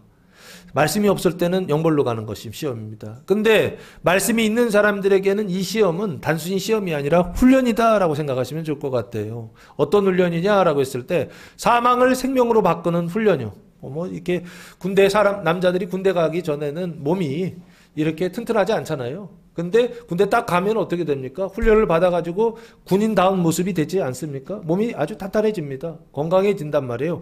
여기 이 시험도요, 말씀이 없었을 때는 영벌로 가지만, 말씀이 있었을 때, 믿음이 있었을 때는 이 시험은 어디로 가는 시험이냐 했을 때, 영생으로 가기 위한 시험이다라고 보시면 좋지 않을까. 그 영생으로 가는 길에 누가 도와주신다고요? 시험 받으신 예수님께서 도와주심으로 그 시험, 한 가지 시험, 두 가지 시험, 세 가지 시험을 다 도와주셔서 어떻게 하신다고요? 통과하게 하시는요. 옆에서 도와주셔서 그 시험을 통과할 수 있도록 도와주시는 분이요. 그분이 바로 누구시라고요? 예수님이시다라고 지금 말씀하고 있습니다. 예수님이 시험을 받으시지 않으셨다고 한다면 시험 받는 자들을 도우실 수 있다 없다? 없겠죠. 왜 그렇죠? 그러면 그 순간 공의의 문제가 발생할 것입니다. 그래서 이 고수자들, 사단들은 아니 왜 예수님께서 이 시험 받는 자들을 도와주십니까? 라고 말하겠죠. 그러면 예수님이 할 얘기가 있을까 없을까요? 시험을 안 받으셨다고 한다면 할 얘기가 없죠. 그런데 시험을 받아서 할 얘기가 있다는 거예요. 예수님께서 시험 받으심으로 누구를 도우실 수 있다고요? 시험 받는 자들을 능히 도우실 수 있는 근거예요. 거점을 마련해 놓으셨다는 거예요. 그래서 사단이 아무리 고소하고 중상하더라도 예수님은 뭐 하실 수 있다? 시험 받는 자들을 도우실 수 있는 분. 그분이 바로 누구시다? 예수님이시다. 그럼 다른 신들은 도울 수 있을까요? 없을까요? 없어요. 왜? 시험 안 받았기 때문에. 이 시험을 받으신 분은 누구만 시험 받으셨다? 예수님만 시험 받으시고 예수님만 고난 받으셔서 시험 받는 자들을 어떻게 하실 수 있다? 능히 도우실 수 있는 분이시다라고 하는 것입니다. 왜 예수님을 믿어야 되느냐라고 했을 때 그 고난과 죽음을 통하여서 우리를 구원하시고 그 구원하신 이후에 그 구원의 과정을 잘 나아갈 수 있도록 진행될 수 있도록 그 구원의 그 길을 잘 달려갈 수 있도록 도와주실 수 있는 분이 누구밖에 없다? 예수님밖에 없기 때문에 그런 것입니다. 다른 책들 아무리 읽어보세요. 소용이 없습니다. 사람의 책들 아무리 읽어보시라고요. 그것을 통하여서 구원의 길, 거룩한 길 잘 걸어갈 수 있는 게 아닙니다. 다른 책들 읽고 다른 말들 들으면 갈수록 거룩한 길이 아니라 가증한 길로 갈 것입니다. 명심하세요. 근데 궁금하실 거예요. 이것도 듣고 싶고 저것도 싶고 이것도 보고 싶고 저것도 보고 싶고 공부도 막 하고 싶고 이런 생각이 들 것입니다. 요즘 얼마나 편해요? 유튜브만 틀면 다 가르쳐 주는데. 그러다 보니까 성도들이 여기도 듣고 저기도 듣고 뭐 이렇게 하시는데 그거 뭐 하지 마라 이런 얘기는 하지 않겠습니다. 다만 어디에 집중해야 되느냐 했을 때 성경에 집중해라 라는 말씀을 드리겠습니다. 하나님의 말씀에 집중해라는 것입니다. 왜? 그 거룩한 길을 도우실 수 있는 분은 오직 예수 그리스도, 하나님의 말씀이신 예수 그리스도밖에 없기 때문에 그렇습니다. 자, 그래서 여기 예수님께서 시험 받으신 이유는 뭐냐? 도우시기 위하여, 시험 받는 자들을 도우시기 위하여 시험 받으시고 고난 받으셨다라고 하는 것입니다. 그럼 지금도 마찬가지라고 생각합니다. 예수님께서 지금도 시험 받는 자들을 도우시기 위하여 어떻게 하신다? 오셔서 그 시험 받는 자들과 함께 하셔서 시험을 어떻게 해요? 잘 받을 수 있도록 도와주시겠죠. 아멘이십니까? 시험을 그냥 그러니까 프리패스, 그러니까 시험을 받지 않고 그냥 넘어가게 하시는 분이 예수님이 아니시라고요. 시험을 어떻게 해요? 이기고 훈련받고 통과하게 하시는 분이 예수님이라고요. 왜? 광야 40년 동안 40년을 꽉 채워서 말씀하신 대로 그 말씀을 이루시고 그 길을 이끌어 가신 그 하나님의 경륜, 그것을 완성하신 분이 누구냐? 하나님 자신이란 말이에요. 하나님은 그렇게 만만하신 분이 아니십니다. 말씀하신 것을 정확하게 이루시는 분이시기 때문에 어떻게 하신다고요? 정확하게 그 시간과 장소를 정확하게 하나님께서 이루시더라고요. 그리고 두 번째 히브리서 4장 15절 말씀해 보시면 두 번째 이유와 목적이 하나 더 나와 있습니다. 히브리서 4장 15절 말씀해 보시면 우리에게 있는 대제사장은 우리의 연약함을 동정하지 못하실 리가 아니요 모든 일에 우리와 똑같이 시험을 받으신 이루되 죄는 없으시니라 라고 말씀하고 있습니다. 죄가 없으신 분이 시험 받았다는 거죠. 뭐 하기 위하여? 우리의 연약함을 동정하시기 위하여. 우리의 연약함을 불쌍히 여겨주시기 위하여, 우리의 연약함을 불쌍히 여겨주셔서 베풀어 주시는 게 은혜입니다. 네, 우리의 연약함을 불쌍히 여겨주셔서 은혜를 베풀어 주시기 위하여 어떻게 하셨다? 시험을 받으셨다. 고난 받으셨다는 것입니다. 우리에게 자비를 베풀어 주시기 위하여 고난 받으셨다. 우리의 연약함을 예수님도 알고 계신다 모른다. 아신다는 것입니다. 우리의 약하며 연약함이라고 하는 것은 그 안에 단순히 연약함이라고 하는 뜻만인 게 아니라 이 연약함이라고 하는 뜻 안에는 이런 뜻이 있습니다. 하나님의 말씀을 온전히 지키지 못한다는 뜻이 있습니다. 그래서 세상의 말도 듣고 사람의 말도 듣고 뱀의 말도 듣고 마귀의 말도 듣는 우리의 연약함을 지금 말하는 것입니다. 하나님 보실 때는 이게 범죄입니다. 그 범죄하는 우리들이요, 그 타락하는 우리들이요, 그 연약함 가운데 있을 때에, 이 연약함은 구원받기 이전의 연약함도 있을 수 있습니다. 그러나 구원받은 이후에 성화의 과정 속에서도 이 연약함이 있습니다. 그 연약함을 도우시기 위하여 어떻게 하신다고요? 예수님께서 시험을 받으셨다. 그런데 그럼 이런 질문도 할 수 있을 것 같아요. 완전의 단계, 흠도 없고 점도 없고 티도 없는 완전의 단계, 하나님의 사랑으로 충만한 단계에 들어간 사람들도 연약함이 있느냐라고 했을 때 완전한데 무슨 연약함이 있습니까? 라고 생각할 수 있겠죠. 그건 우리의 이성, 우리의 생각만 그런 것뿐입니다. 실제로 성경에서는 연약하다, 안 연약하다, 연약하다라고 말하고 있어요. 언제요? 창세기 2장에 아담과 하와가 하나님께서 만드셨을 때 완전한 자로 만드셨죠. 완전한 자로 만드셨는데 3장에 뱀이 와서 유혹하니까 넘어가 안 넘어가요? 넘어가죠. 타락할 수 있는 연약함이 완전한 자 안에도 있더라 없더라? 있더라. 그러면 지금요, 예수 믿고 구원받아서 완전의 단계에 들어갔어요. 그 완전의 단계에 들어간 사람, 하나님의 사랑으로 충만한 상태에 들어갔어요. 그 상태에 들어간 사람도 화 낼 수 있다 없다? 승질 낼 수 있다 없다? 짜증 낼 수 있다 없다? 있습니다. 아시겠죠? 연약함이라고 하는 것은 세상에서 말하는 어떤 완전 무결한 아무런 실수도 하지 않는 그 공자활 맹자활 이거 100% 하는 어떤 이런 상태를 말하는 것이 아닙니다. 성경에서 말하는 완전이라고 하는 것은 하나님의 사랑으로 충만한 상태를 완전이라고 합니다. 100% 충만한 상태를 완전이라 하고, 그게 110% 되고 20% 돼서 넘쳐 흐를 때를 영생이라 하는 게 아닌가, 저는 그렇게 생각합니다. 어쨌든 그러면 예수님 시험 받으셨다라고 하는 것은 어떤 상태냐? 구원받기 이전에 사람들을 돕기 위하여? 아니죠. 그분도 맞아요. 구원받은 이후에 성화의 과정 지나가는 사람들, 이분도 맞아요. 심지어는 영생의 단계, 완전의 단계에 들어간 사람들도 도우시기 위하여. 예수님의 이 도우시는 여기요, 긍휼히 여기시는 그 은총이 필요하다 안 필요하다? 긍휼하심이 필요합니다. 그래서 예수님께서 뭐를 받으셨다? 시험을 받으셨다라고 그렇게 말씀하고 있습니다. 사랑하는 성도 여러분, 예수님께서 시험 받으셨다라고 하는 이 사실이 아주 분명하시죠? 이 사실이 분명하다라고 하는 것은 두 가지. 예수님 시험 받으신 이유와 목적이 뭐냐? 우리가 시험 받으실 때에 도우실 수 있고, 우리가 시험 받으실 때에 우리의 연약함을 뭐 하실 수가 있다? 동정하실 수 있다. 그래서 긍휼과 자비를 베푸실 수 있다라고 하는 것을 예수님의 시험을 통해서 우리에게 말씀하고 있는 게 아닌가 싶습니다. 시험 받으실 때에 예수님의 도우심을 구하시기 바랍니다. 시험 받으실 때에 예수님의 자비를 구하시기 바랍니다. 주님께서 약속하신 대로 도와주시고 자비를 베풀어 주셔서 그 시험을 통하여 오히려 강한 군사로, 하나님의 군대로, 천국의 군사로 하나님께서 우리를 세워주실 줄로 믿습니다. 자, 그래서 사단에게 시험을 받으셨다라고 하는 게 첫 번째고요. 두 번째, 광야로 몰아내신 이유가 뭐냐면 들짐승과 함께 계셨다라고 이렇게 말씀하고 있어요.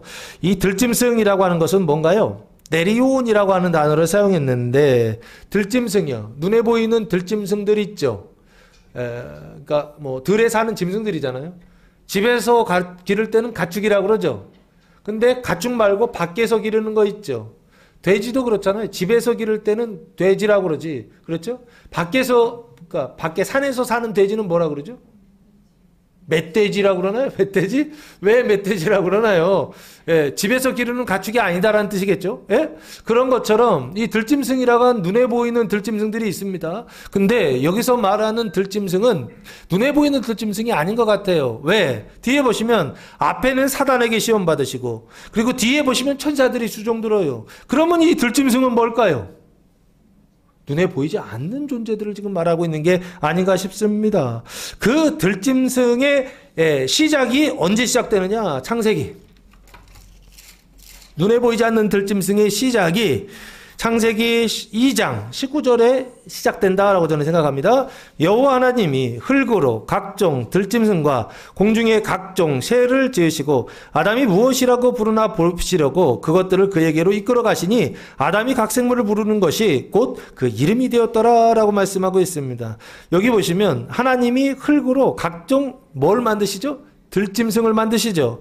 그리고 공중에 뭐를 만드시죠? 새들을 만드시죠. 이 들짐승과 새들은 눈에 보인다 안 보인다? 눈에 보이지 않는 존재들이요. 이 눈에 보이지 않는 존재들은 영적 존재들이요. 신적 존재들이요. 천사와 마귀와 같은 존재들이죠.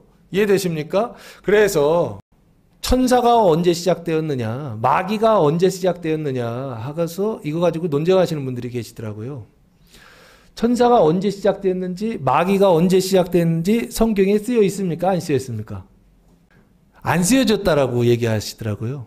그래서 창세기 1장 이전에 세상이 창조되기 전에 영적인 세상과 영적인 존재들이 창조되었다라고 그렇게 이해하시고 말씀하시더라고요. 일반적인 제가 볼 때는 견해입니다. 그러나 저희 교회는 그렇게 생각하시면 안 됩니다. 창세기 1장 눈에 보이는 세상을 하나님 창조하시고 나서 그 안에 동방에 눈에 보이지 않는 세상을 하나님께서 창조하셨다라고 에덴 동산을 창조하셨다라고 말씀해야 하네요. 하시죠? 에덴 동산은 눈에 보이는 동산, 안 보이는 동산? 안 보이는 동산. 에덴 동산 안에 있는 존재들은 눈에 보이는 존재, 안 보이는 존재? 안 보이는 존재. 그러면 신적인 세상은 이미 창세기 2장에 창조되었죠. 아주 분명하게 기록해 놓았죠. 하나님이 기록해 놓으셨더라고요. 그리고 신적 존재들도 여기 기록해 놨죠. 그렇죠?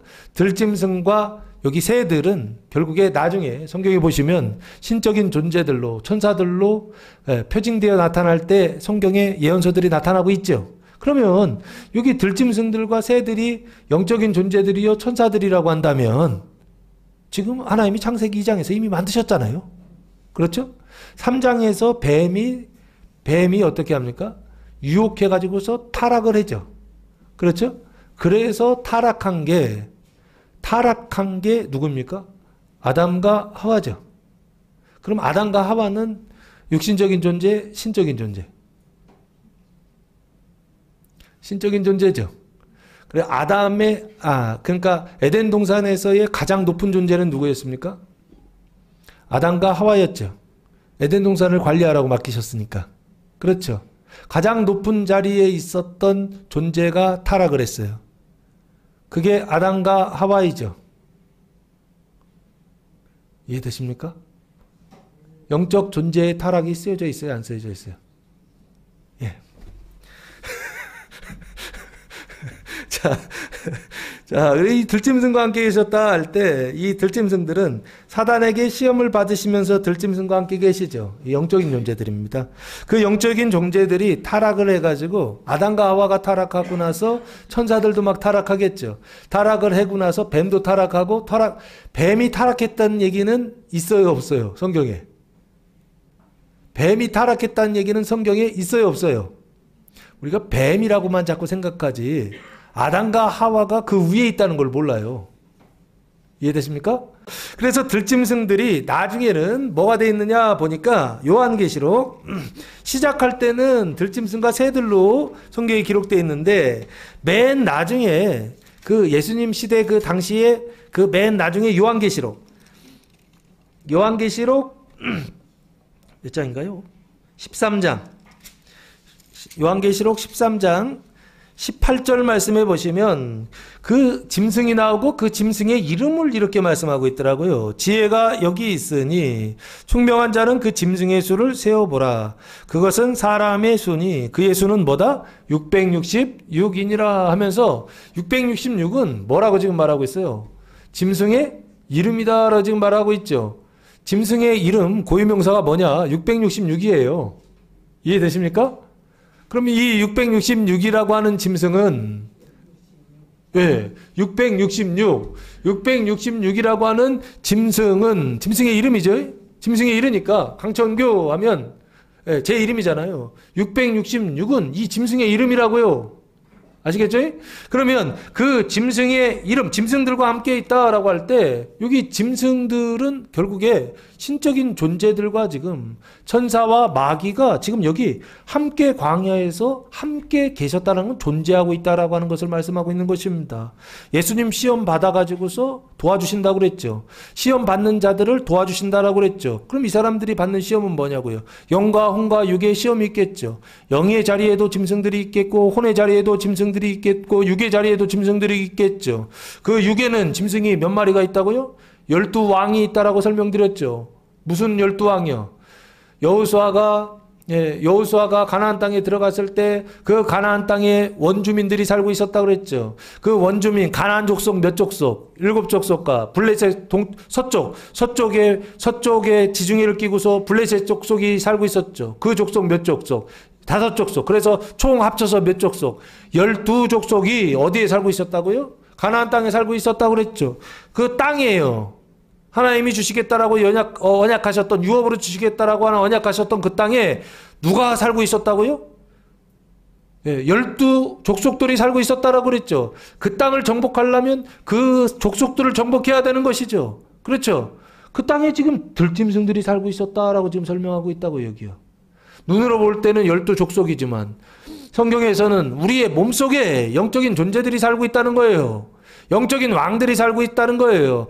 내 몸속에, 육신 속에 하늘의 능력과 권세들이 살고 있다는 것입니다. 근데 어떤 상태요? 타락한 권능과 권세들이요. 신적 존재들이, 짐승들이 살고 있는데 걔들을 쫓아내시려고 들짐승과 함께 계셨다라고 지금 말씀하고 있는 거 아닌가요? 하나님의 아들이 들짐승과 함께 거기 계셔서 그 들짐승들에게 시험받는 자들을 어떻게 하신다고요? 도와주신다고요.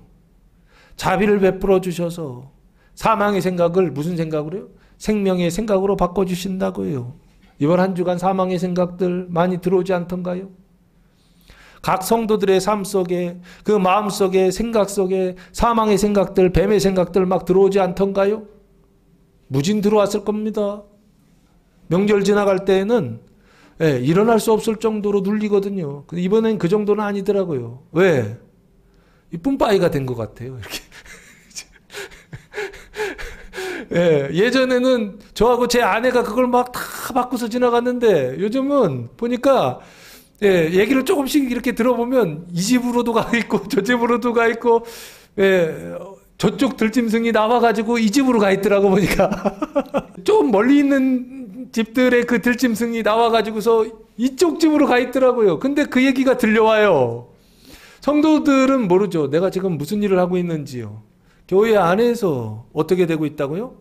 사망이 나누어져서 그게 그 안에서 하나하나 씻겨지고 깨끗해지고 있더라고요. 그게 교회가 막 공장처럼 돌아가요. 저쪽에서 귀신이 나오더라고요. 귀신이 나와가지고 교회 안에서 이렇게 해결이 돼요. 이게 씻겨져가지고 그 귀신들이 깨끗해지는 것 같아.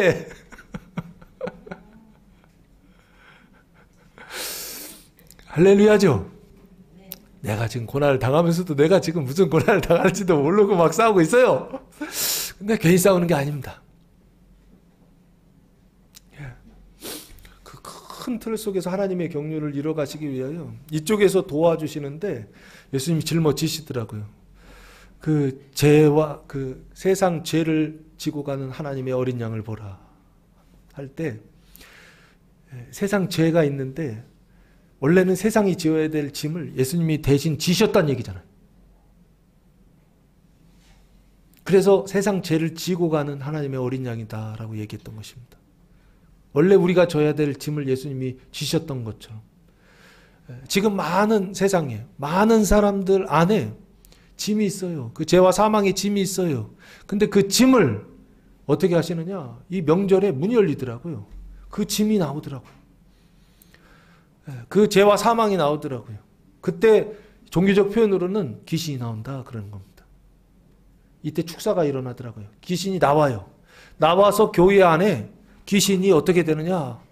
들어와서 여기로 들어와서 작동하고 있고 저기로 들어와서 작동하는데 저기 들어갔더니 200도, 여기로 들어갔더니 150도, 여기로 들어갔더니 100도.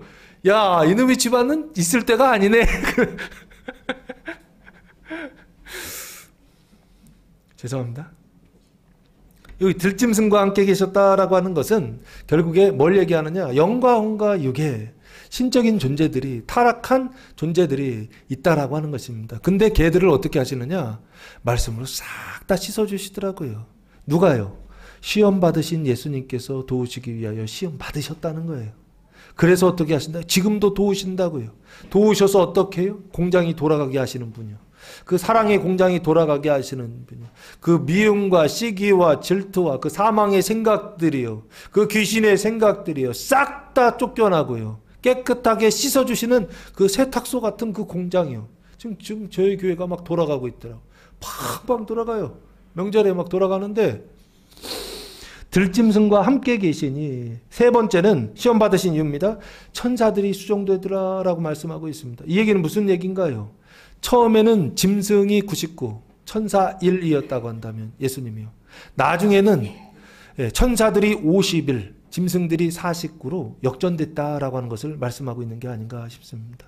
처음에는 사단밖에 없었는데 그곳에 예수님 들어가시고, 그리고 두 번째는 사단이 우세하는, 짐승들이 우세한 그곳에 예수님께서 어떻게 해요? 계속 고난받으심으로 인하여서 나중에는 뭐로 바꾸시느냐? 짐승들이 아니라 천사들이 우세하는 51%의 그 주권을 갖는 그 나라로 하나님께서 바꾸셨다라고 하는 것을 천사들이 수종들었다라고 그렇게 말씀하고 있는 게 아닌가 싶습니다. 이 천사들이라고 하는 단어는 앙겔로스라고 하는 단어인데요. 사자라는 뜻입니다. 누구의 사자죠?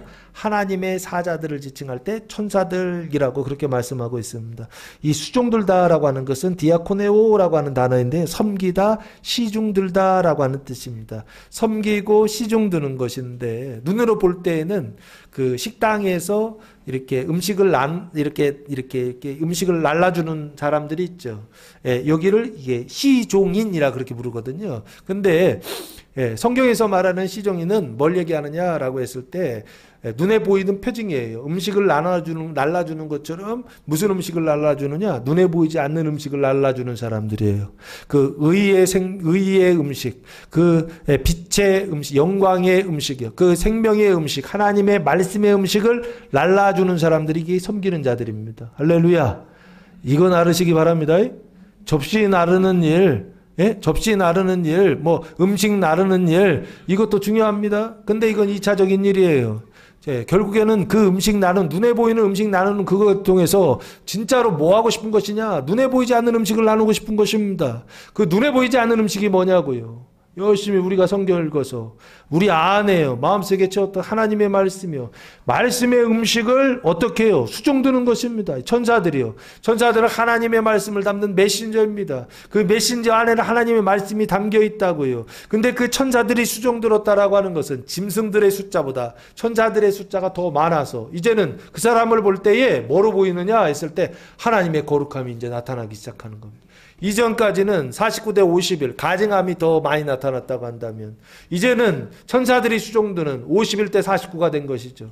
거룩함이 그의 얼굴에서 나타나기 시작하는 것입니다. 보이기 시작하는 거예요. 그냥 잠깐 경험하는 게 아니라 지속적으로 계속 거룩함이 나타나는, 그래서 가증함은 어떤 상태예요? 감추어주는 어떤 이런 단계예요. 이거를 천사들이 수종들었다라고 그렇게 말씀하고 있는 게 아닌가 싶습니다. 사랑하는 성도 여러분, 예수님께서 시험 받으심으로 인하여서 세 가지요.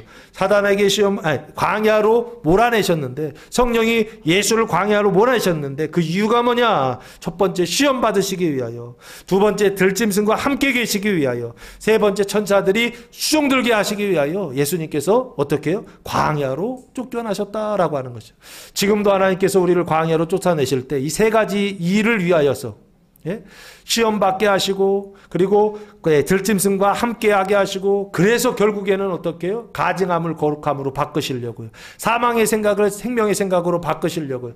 뱀의 생각을 하나님의 생각으로 바꾸시기 위하여 사단에게 시험 받는 시작하시고, 그리고 짐승들이 더 센데도 그 안에 들어가서 고난 받으시고, 나중에는 결국에 천사들이 수종되는 그것을 위하여 하나님이 여러분을 어디로 쫓아내신다? 광야로 쫓아내셔서 광야에서 어떻게 하신다? 시험받게 하시고 훈련받게 하신다라고 하는 것이요. 예수님이 몸소 보이셨고 지금 많은 성도들이 그 길을 가고 있습니다. 그때 나쁘다 생각하지 마시고, 그때 끝난다라고 생각하지 마시고, 그때 망한다라고 생각하지 마시고, 그것을 통하여서 나쁜 것들은 망하게 하시고 하나님의 생명은 승하게 하셔서, 그래서 어떻게 해요? 우리의 삶이 하늘이 되게 하시고 낙원이 되게 하시고 즐거움이 되게 하시려고 하나님께서 어떻게 하신다고요? 광야로 몰아내신다, 쫓아내신다. 말씀을 받으시고 믿고, 그래서 이것을 통하여 천사들이 수종드는 삶 되는 성도들 되시기를 예수님의 이름으로 축원합니다. 자, 이제 마지막 세 번째인데요. 14절. 요한이 잡힌 후 예수께서 갈릴리에 오셔서 하나님의 복음을 전파하여 라고 말씀하고 있습니다. 요한이 잡혔다 라고 그렇게 말씀하고 있죠. 언제 잡혔죠? 마가복음 6장 17절 말씀해 보시면,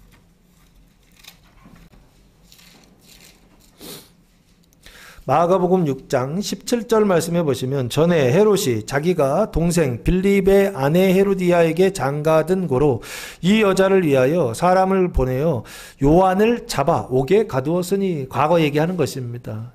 헤롯이 요한을 어디에 가뒀다? 옥에 가뒀다라고 그렇게 말씀하고 있죠. 지금 이 장면은 이제 세례 요한이 참수되는 장면입니다. 근데 과거 얘기하는 거예요. 과거에 요한이 이렇게 얘기해가지고 내가 이렇게 했다, 감옥에 가두었다라는 얘기를 지금 하고 있는 것입니다. 근데 이 헤롯은 누구냐 했을 때, 예수님 태어났을 때 그 헤롯 대왕을 얘기하는 건 아니고, 여기 헤롯은 그 대왕의 아들 헤롯 안디바를 말하는 것입니다. 그 헤롯 안디바가 요한을, 세례 요한을 감옥에 투옥했다라고 지금 말하고 있어요. 이 요한이 감옥에 투옥되는 것은 눈에 볼 때는 헤롯이라고 하는 왕이 했죠. 그러나 실제로는 이게 누가 허락하시는 것이냐? 하나님이 허락하신 것이 아닌가라는 생각을 해봅니다. 저는요. 광야에 쫓아내신 것도 하나님이시고, 그리고 요한이 감옥에 갇히는 것도 하나님이 하시는 일이다라는 것입니다. 요한이 왜 갇혀야 되느냐 했을 때, 예수님이 하나님 나라를 전파하기 위하여서, 그걸 시작하시기 위하여서 요한이 갇혔다라고 하는 것을 표징으로 지금 말씀하고 있는 게 아닌가 싶습니다. 그러면 요한이 감옥에 갇혔다라고 하는 것은 결국에 뭘 얘기하느냐 했을 때, 요한을 대표하는 그 요한의 공동체가 감옥에 갇혔다라고 그렇게 보시면 좋지 않을까 싶습니다. 그 요한의 공동체는 어떤 상태에 있느냐? 회개의 상태에 있는 사람들입니다. 그 회개의 상태에 있는 사람들은 어떤 사람들입니까? 율법을 통하여 자기의 죄를 깨닫는 상태예요. 그러나 죄를 이기지는 못하는 상태의 사람들이요. 그 사람들의 공동체, 요한의 공동체를 어디에다가 두느냐? 감옥에 투옥하시는 일이요. 그 일을 헤롯 왕을 들어서 하나님께서 지금 하시는 것이 아닌가라는 생각을 합니다. 그래서 감옥에 갇힌다라고 하는 것은 눈으로 볼 때는 분명히 나쁜 것입니다. 그러나 하나님의 경륜 가운데 있을 때 감옥에 갇히는 것은 좋다 나쁘다? 좋은 일입니다. 왜요? 요한의 공동체가 감옥에 갇히고 누구의 공동체가 시작되느냐? 예수의 공동체, 하나님 나라의 공동체가 시작되는 그 시점이 어디냐면 갇힌데, 요한이 갇힌 후에부터 시작되더라라고 하는 것입니다. 그래서 요한이 잡힌 후 예수께서 갈릴리에 오셔서라고 되어 있어요. 갈릴리는 어떤 지역이냐면 아까 요한을 가두어뒀던 왕이 헤롯 안디바라고 그랬죠. 그 헤롯 안디바가 통치하는 지역이 이 갈릴리라고 하는 지방입니다. 이 갈릴리 지방에서 헤롯 안디바가 통치하고 있다고 한다면 이 갈릴리는 어떤 상태냐? 세례 요한이 갇힌 곳이죠. 갇힌 곳이니까 이 왕은 어떤 통치를 하고 있느냐라고 했을 때 이 선정을 베푸는 게 아니죠. 이런 건 어떤 겁니까? 그러니까 백성들이 선지자라고 생각하는 사람을 감옥에 가두고서 그리고서 결국에는 참수시키거든요. 그러면은 이 왕은 어떤 왕이에요? 폭정을 하고 그리고 그 폭정을 통해서 백성들을 포갑하는 왕. 그 왕이 누구냐면 안디바라는 왕이겠죠. 헤롯 안디바예요. 그렇다고 한다면 이 갈릴리라고 하는 지역은 어떤 지역이에요? 위험한 지역이에요? 안전한 지역이에요? 아주 위험한 지역이죠. 여기서 조금만 왕의 그 기분을 상하게 하면 그냥 뭐라 그럴까요? 이게 참수를 당하는 그런 어떤 처형당하는 그런 지역이란 말이에요. 근데 재밌는 거, 요한이 잡히고 나서 그 살벌한 상황에서 살벌한 지역으로 누가 오셨다고요? 예수님이 오셨다는 것입니다. 말이 안 되죠. 이때는 도망가야죠. 그죠? 요한이 잡혔을 때는 살벌한 지금 상황 자체가 현실이 살벌하단 말이에요. 요한이 잡혔기 때문에. 그리고서 예수님은 또 요한의 뭐라고 생각하냐면 요한을 죽이고 나서 요한이 살아났다라고 이야기할 정도로 요한과 일치되는, 사람들이 생각할 때, 헤롯 왕이 생각할 때도 요한이 곧 예수다라고 생각할 정도로 그렇게 생각하는 사람들인데 예수님이 여기 왔다는 거예요. 그럼 예수님도 죽음의 위협을 받는다 안 받는다? 받는 그런 장소라고요. 거기에 지금 오셨다는 것입니다. 그래서 그런 두려움과 절망과 절망 속에 있는 어떤 백성들이요, 후식계 사망의 생각에 사로잡혀 있는 백성들이 사는 곳이요, 그곳으로 예수님께서 어떻게 하셨다고요? 오셔서 가셨다는 것입니다. 그래서 하나님의 나라의 복음을 전파하셨다라고 지금 말씀하고 있습니다. 요 하나님의 나라, 하나님의 복음을 전파하셨다라고 하는 것은 결국에 하나님의 나라 복음을 전파하셨다라고 보시면 좋지 않을까. 왜? 하나님이 통치하시는 나라를 지금 말하기 때문에 그렇습니다. 그 하나님께서 통치하시는 나라의 복음을 전파하셨다라고 하는 것은 너무 단순하죠? 반대로는 누가 통치하고 있다는 얘기입니까? 하나님이 통치하시는 거 반대요. 사람이 통치하는 나라죠. 그 사람의 복음이라고 한다면 그 사람의 복음을 전파한 것이 아니라 하나님의 복음을 전파하셨다라고 하는 것입니다. 그 살벌한 지역에 오셔서, 그 죽음의 위협을 받는 지역에 오셔서 예수님이 복음을 전파하셨는데 무슨 복음을 전파하셨느냐? 이제는 사람 왕이 통치하는, 그 사망의 왕이 통치하는 그 나라는 끝나고 무슨 나라가 시작된다? 하나님이 통치하시는 생명의 나라가 시작된다라고 예수님께서 뭐 하시더라? 선포하시더라라고 하는 것입니다. 이 전파하다라는 단어가 공적인 이 캐리소라고 하는 단어를 사용했는데 공적인 선포자로서 전하다라고 하는 뜻입니다. 이제는 사람의 통치가 끝나고 하나님의 통치가 시작된다라고 하는 복음을 전했을 때 사람들은 어땠을까요? 기쁜 소식으로 받아들였겠죠. 그래서 이것을 복음이다라고 그렇게 말씀하고 있습니다. 원래 복음은 기쁜 소식입니다. 그 기쁜 소식을 백성들에게 전했다는 것입니다. 사망의 통치가 끝나고 죽음의 통치가 끝나고 생명의 통치요, 그 통치를 시작하시겠다라고 예수님께서 뭐하고 계시냐면 전파하고 계시더라라고 하는 것입니다. 그리고 나서 15절 이르시되 때가 찼고 하나님의 나라가 가까이 왔으니 회개하고 복음을 믿으라 하시더라라고 말씀하고 있습니다. 때가 찼다는 것입니다. 때가 찼다는 것은 뭔가요? 세상이 끝나는 때가 찼다는 것입니다. 세상이 끝나는 때, 이걸 뭐라고 그러죠? 종말이죠. 지금 종말의 때가 찼다는 것입니다. 가득 찼다는 거예요. 뭐 99% 정도가 아니죠. 가득 찼다는 거예요. 그러면 때가 됐다는 것이죠. 그래서 세상이 끝나는 때가 됐다는 것입니다. 그리고 뭐가 시작되는? 하나님의 나라가 가까이 왔으니, 하나님의 나라가 시작되는, 아직은 시작 안 했습니다. 하나님의 나라가 시작되는 때가 가까이 왔으니 회개하고 복음을 믿으라 하시니라 라고 말씀하고 있습니다. 하나님의 나라로 가까이 왔으니까 당연히 회개한다는 것은 하나님의 나라로의 회개입니다. 그러면 이 회개라고 하는 것은 뭘 얘기하느냐라고 했을 때 이겁니다. 메타노에오라고 하는 단어를 사용했는데 뜻은 다르게 생각하다, 재고하다, 가책을 느끼다, 뉘우치다 라고 하는 뜻을 가지고 있습니다. 그래서 보통 회개는 돌이키는 거예요. 돌이키는 건데 어디에서 어디로 돌이키는 거냐? 사람의 나라에서 하나님의 나라로 돌이키는 거, 이게 회개입니다. 그 사람의 나라는 어떤 나라입니까? 이 사람의 나라를 예전에 행위언약이다라고 그랬던 것입니다. 행위언약은 뭔가요? 사람의 행위를 통하여서 어디에 이른다? 의에 이른다, 천국에 이른다, 행복에 이른다 라고 하는 언약이 행위언약이라고 그랬죠. 이 행위언약으로 다스리고 있는 나라가 사람의 나라입니다. 그래서 사람의 나라는 항상 어떻게 됐어요? 사람의 행위를 통하여서 행복에 이르고, 사람의 행위를 통하여서 구원에 이르고, 사람의 행위를 통하여서 승리하고, 사람의 행위를 통하여서 성공한다 라고 하는 생각이요.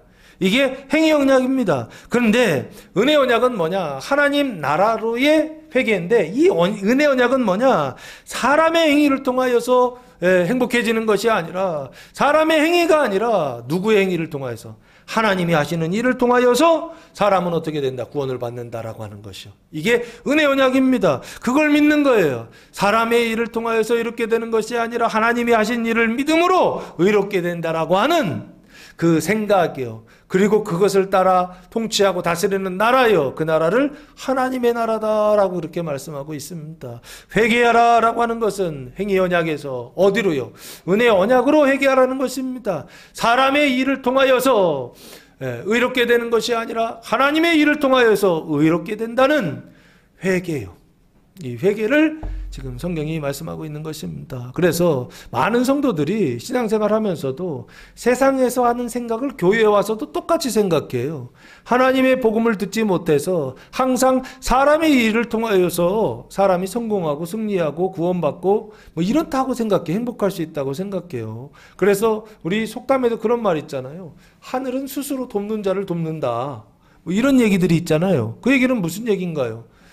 하늘이 돕기 전에 먼저 내가 뭘 해야 된다라고 하는 거죠. 그렇죠. 나의 행위를 통하여서 내가 어떻게 된다는 거예요? 하늘도 나를 돕는다. 그래서 결국에는 성공할 수 있다. 뭐 이런 뜻을 그 안에 담고 있는 게 아닌가 싶습니다. 그래서 이렇게 얘기하면 사람들이 금방금방 알아들어요. 내가 뭘 해야 되는 거구나. 근데 그 얘기를 하는 게 아니라고요. 성경에는 끊임없이 뭘 얘기하느냐 했을 때 그렇게 보인다. 근데 그게 진짜가 아니야. 그렇게 보이지만 그게 진짜가 아니야. 진짜는 누가 일하시는 것이냐? 하나님의 뜻대로 하나님께서 일하시는 거야. 이거를 끊임없이 말하는 책이 있어요. 그게 바로 뭐다? 성경책입니다. 우리가 오늘 아침에도 날이 흐려서 밖에 태양이 없잖아요. 아침에 항상 뜨는 게 있어요. 뭐가 뜨죠? 태양이 어디에서 뜨죠? 동쪽에서. 어디로 지죠? 서쪽으로. 태양이 동쪽에서 서쪽으로 지고 동쪽에서 떠서 서쪽으로 지고 태어날 때부터 죽을 때까지 우리 후손들도 맨날 그걸 경험하며 살 것입니다. 그러나 실제로 움직이는 건 태양인가요? 지구인가요? 이런 인식의 변화가 있어야 된다고요. 눈에 보이는 것을 따라 살아가는 것이 아니라 귀에 들리는 대로 살아가는 것이 아니라 무엇을 따라? 하나님이 말씀하시는 말씀을 따라 살아가는 것입니다. 태양은 분명히 내 눈에 볼 때는 태양이 움직이거든요. 지구는 가만히 있고요. 그런데 과학에서는 뭐라고 얘기하나요? 아니야. 지구는 태양은 가만히 있고 지구가 그 태양을 중심으로 해서 공전하고 자전하는 거야. 움직이는 거야. 라고 말하니까 공부 좀 한 사람들은 어떻게 합니까? 눈으로 보이는 대로 생각하지 않고 귀로 들리는 대로 말하지 않죠. 그렇죠. 오늘도 태양이 움직였는데 태양이 움직였다고 얘기하지 않고 그걸 보면서 속으로는 뭐라고 생각해요? 지구가 움직인다라고 생각하죠. 마찬가지입니다. 세상을 살아가면서 사람이 한다라고 눈으로 보일 때는 사람이 해야 된다라고만 다 그렇게 보입니다. 사람이 열심을 내야 되고 사람이 노력을 해야 되고 사람이 뭘 해야 된다라고요. 그러나 그걸 통해서 뭘 봐야 된다고요? 그걸 보면서 하나님의 말씀을 통하여서 그걸 통해서 하나님이 일하시는 거구나. 예? 하나님이 일하시는 거구나. 사람이 일하는 것이 아니라 하나님이 일하셔서 사람은 구원받는 거구나 라고 하는 것을 볼 수 있어야 된다고요. 이게 바로 뭐냐? 회개입니다. 회개한다라고 하는 것은 뭘 얘기하느냐라고 했을 때 생각을 바꾸는 겁니다. 사람의 일을 통하여 구원받는 생각을 버리고 하나님의 일을 통하여서 구원받는다는 생각으로 바뀌는 거예요. 이게 회개다라고 저는 그렇게 보고요. 예, 복음을 믿으라라고 그렇게 말씀하고 있죠. 회개한다라고 하는 것은 이 뱀의 생각을 이제는 끝내라. 이쪽을 지금 보고서 그쪽을 보고서 그 말씀을 듣고서 살았는데 뱀의 말을 듣고서 타락하며 살았는데 회개한다는 것은 이렇게 확 돌이키는 거거든요. 그러면 뱀의 말을 듣는 귀를 닫으라 하는 뜻이고 그리고 나서 복음을 믿으라는 것은 귀가 열려야 된다는 얘기입니다. 예, 무슨 귀요? 복음을 듣는 귀죠. 복음을 믿으라라고 하는 것은 이 복음이라고 하는 것은 하나님의 복음을 말하는 것이고 하나님의 나라 복음을 말하는 것입니다. 하나님께서 통치하신다. 하나님께서 일하신다. 하나님의 경륜을 따라 하나님의 뜻을 따라 하나님의 선택을 따라 하나님의 결정을 따라 세상은 어떻게 돼요? 운행되어지고 있다는 것입니다. 내가 이 세상을 살아가면서 내가 오늘 교회에 오는 것도 내가 결정한 거지 라고 나는 생각하지만 그러나 그렇게 생각하는 것이 아니라 내가 교회에 온 것은 나로 하여금 하나님께서 교회를 가게 하셨다라고 하는 게 보여야 돼요. 이게 복음을 믿는다라고 하는 것입니다. 내가 아는 것 같지만 내가 아는 것이 아니라 나를 통하여 내 안에 계신 누가 하신다? 그리스도께서 사신다는 것입니다. 하나님께서 일하신다는 것입니다. 그것으로 믿는 것이 복음을 믿는다라고 하는 뜻입니다. 복음을 믿는다는 것은 이제는 내 생각을 따라 살아가는 것이 아니라 이제는 누구의 생각이요? 하나님의 생각을 따라 살아간다라고 하는 것입니다. 하나님의 말씀을 듣고 살아간다라고 하는 것입니다. 그 하나님의 말씀을 따라 살아간다는 것입니다. 나의 선택을 따라 살아가는 것이 아니라 나의 결정을 따라 살아가는 것이 아니라 하나님의 선택과 이미 결정하신 그 일을 따라서 나는 어떻게 해요? 이 세상을 살아가고 있구나라고 하는 것을 볼 수 있는 눈이요. 그 길을 갖는 성도들 되시기를 예수님의 이름으로 축복합니다.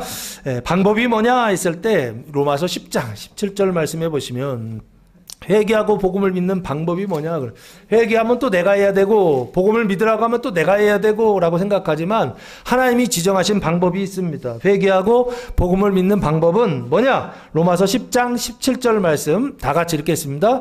그러므로 믿음은 들음에서 나며 들음은 그리스도의 말씀으로 말미암았느니라. 아멘. 그리스도의 말씀으로 말미암는다라고 말씀하고 있죠. 다른 건 소용없습니다.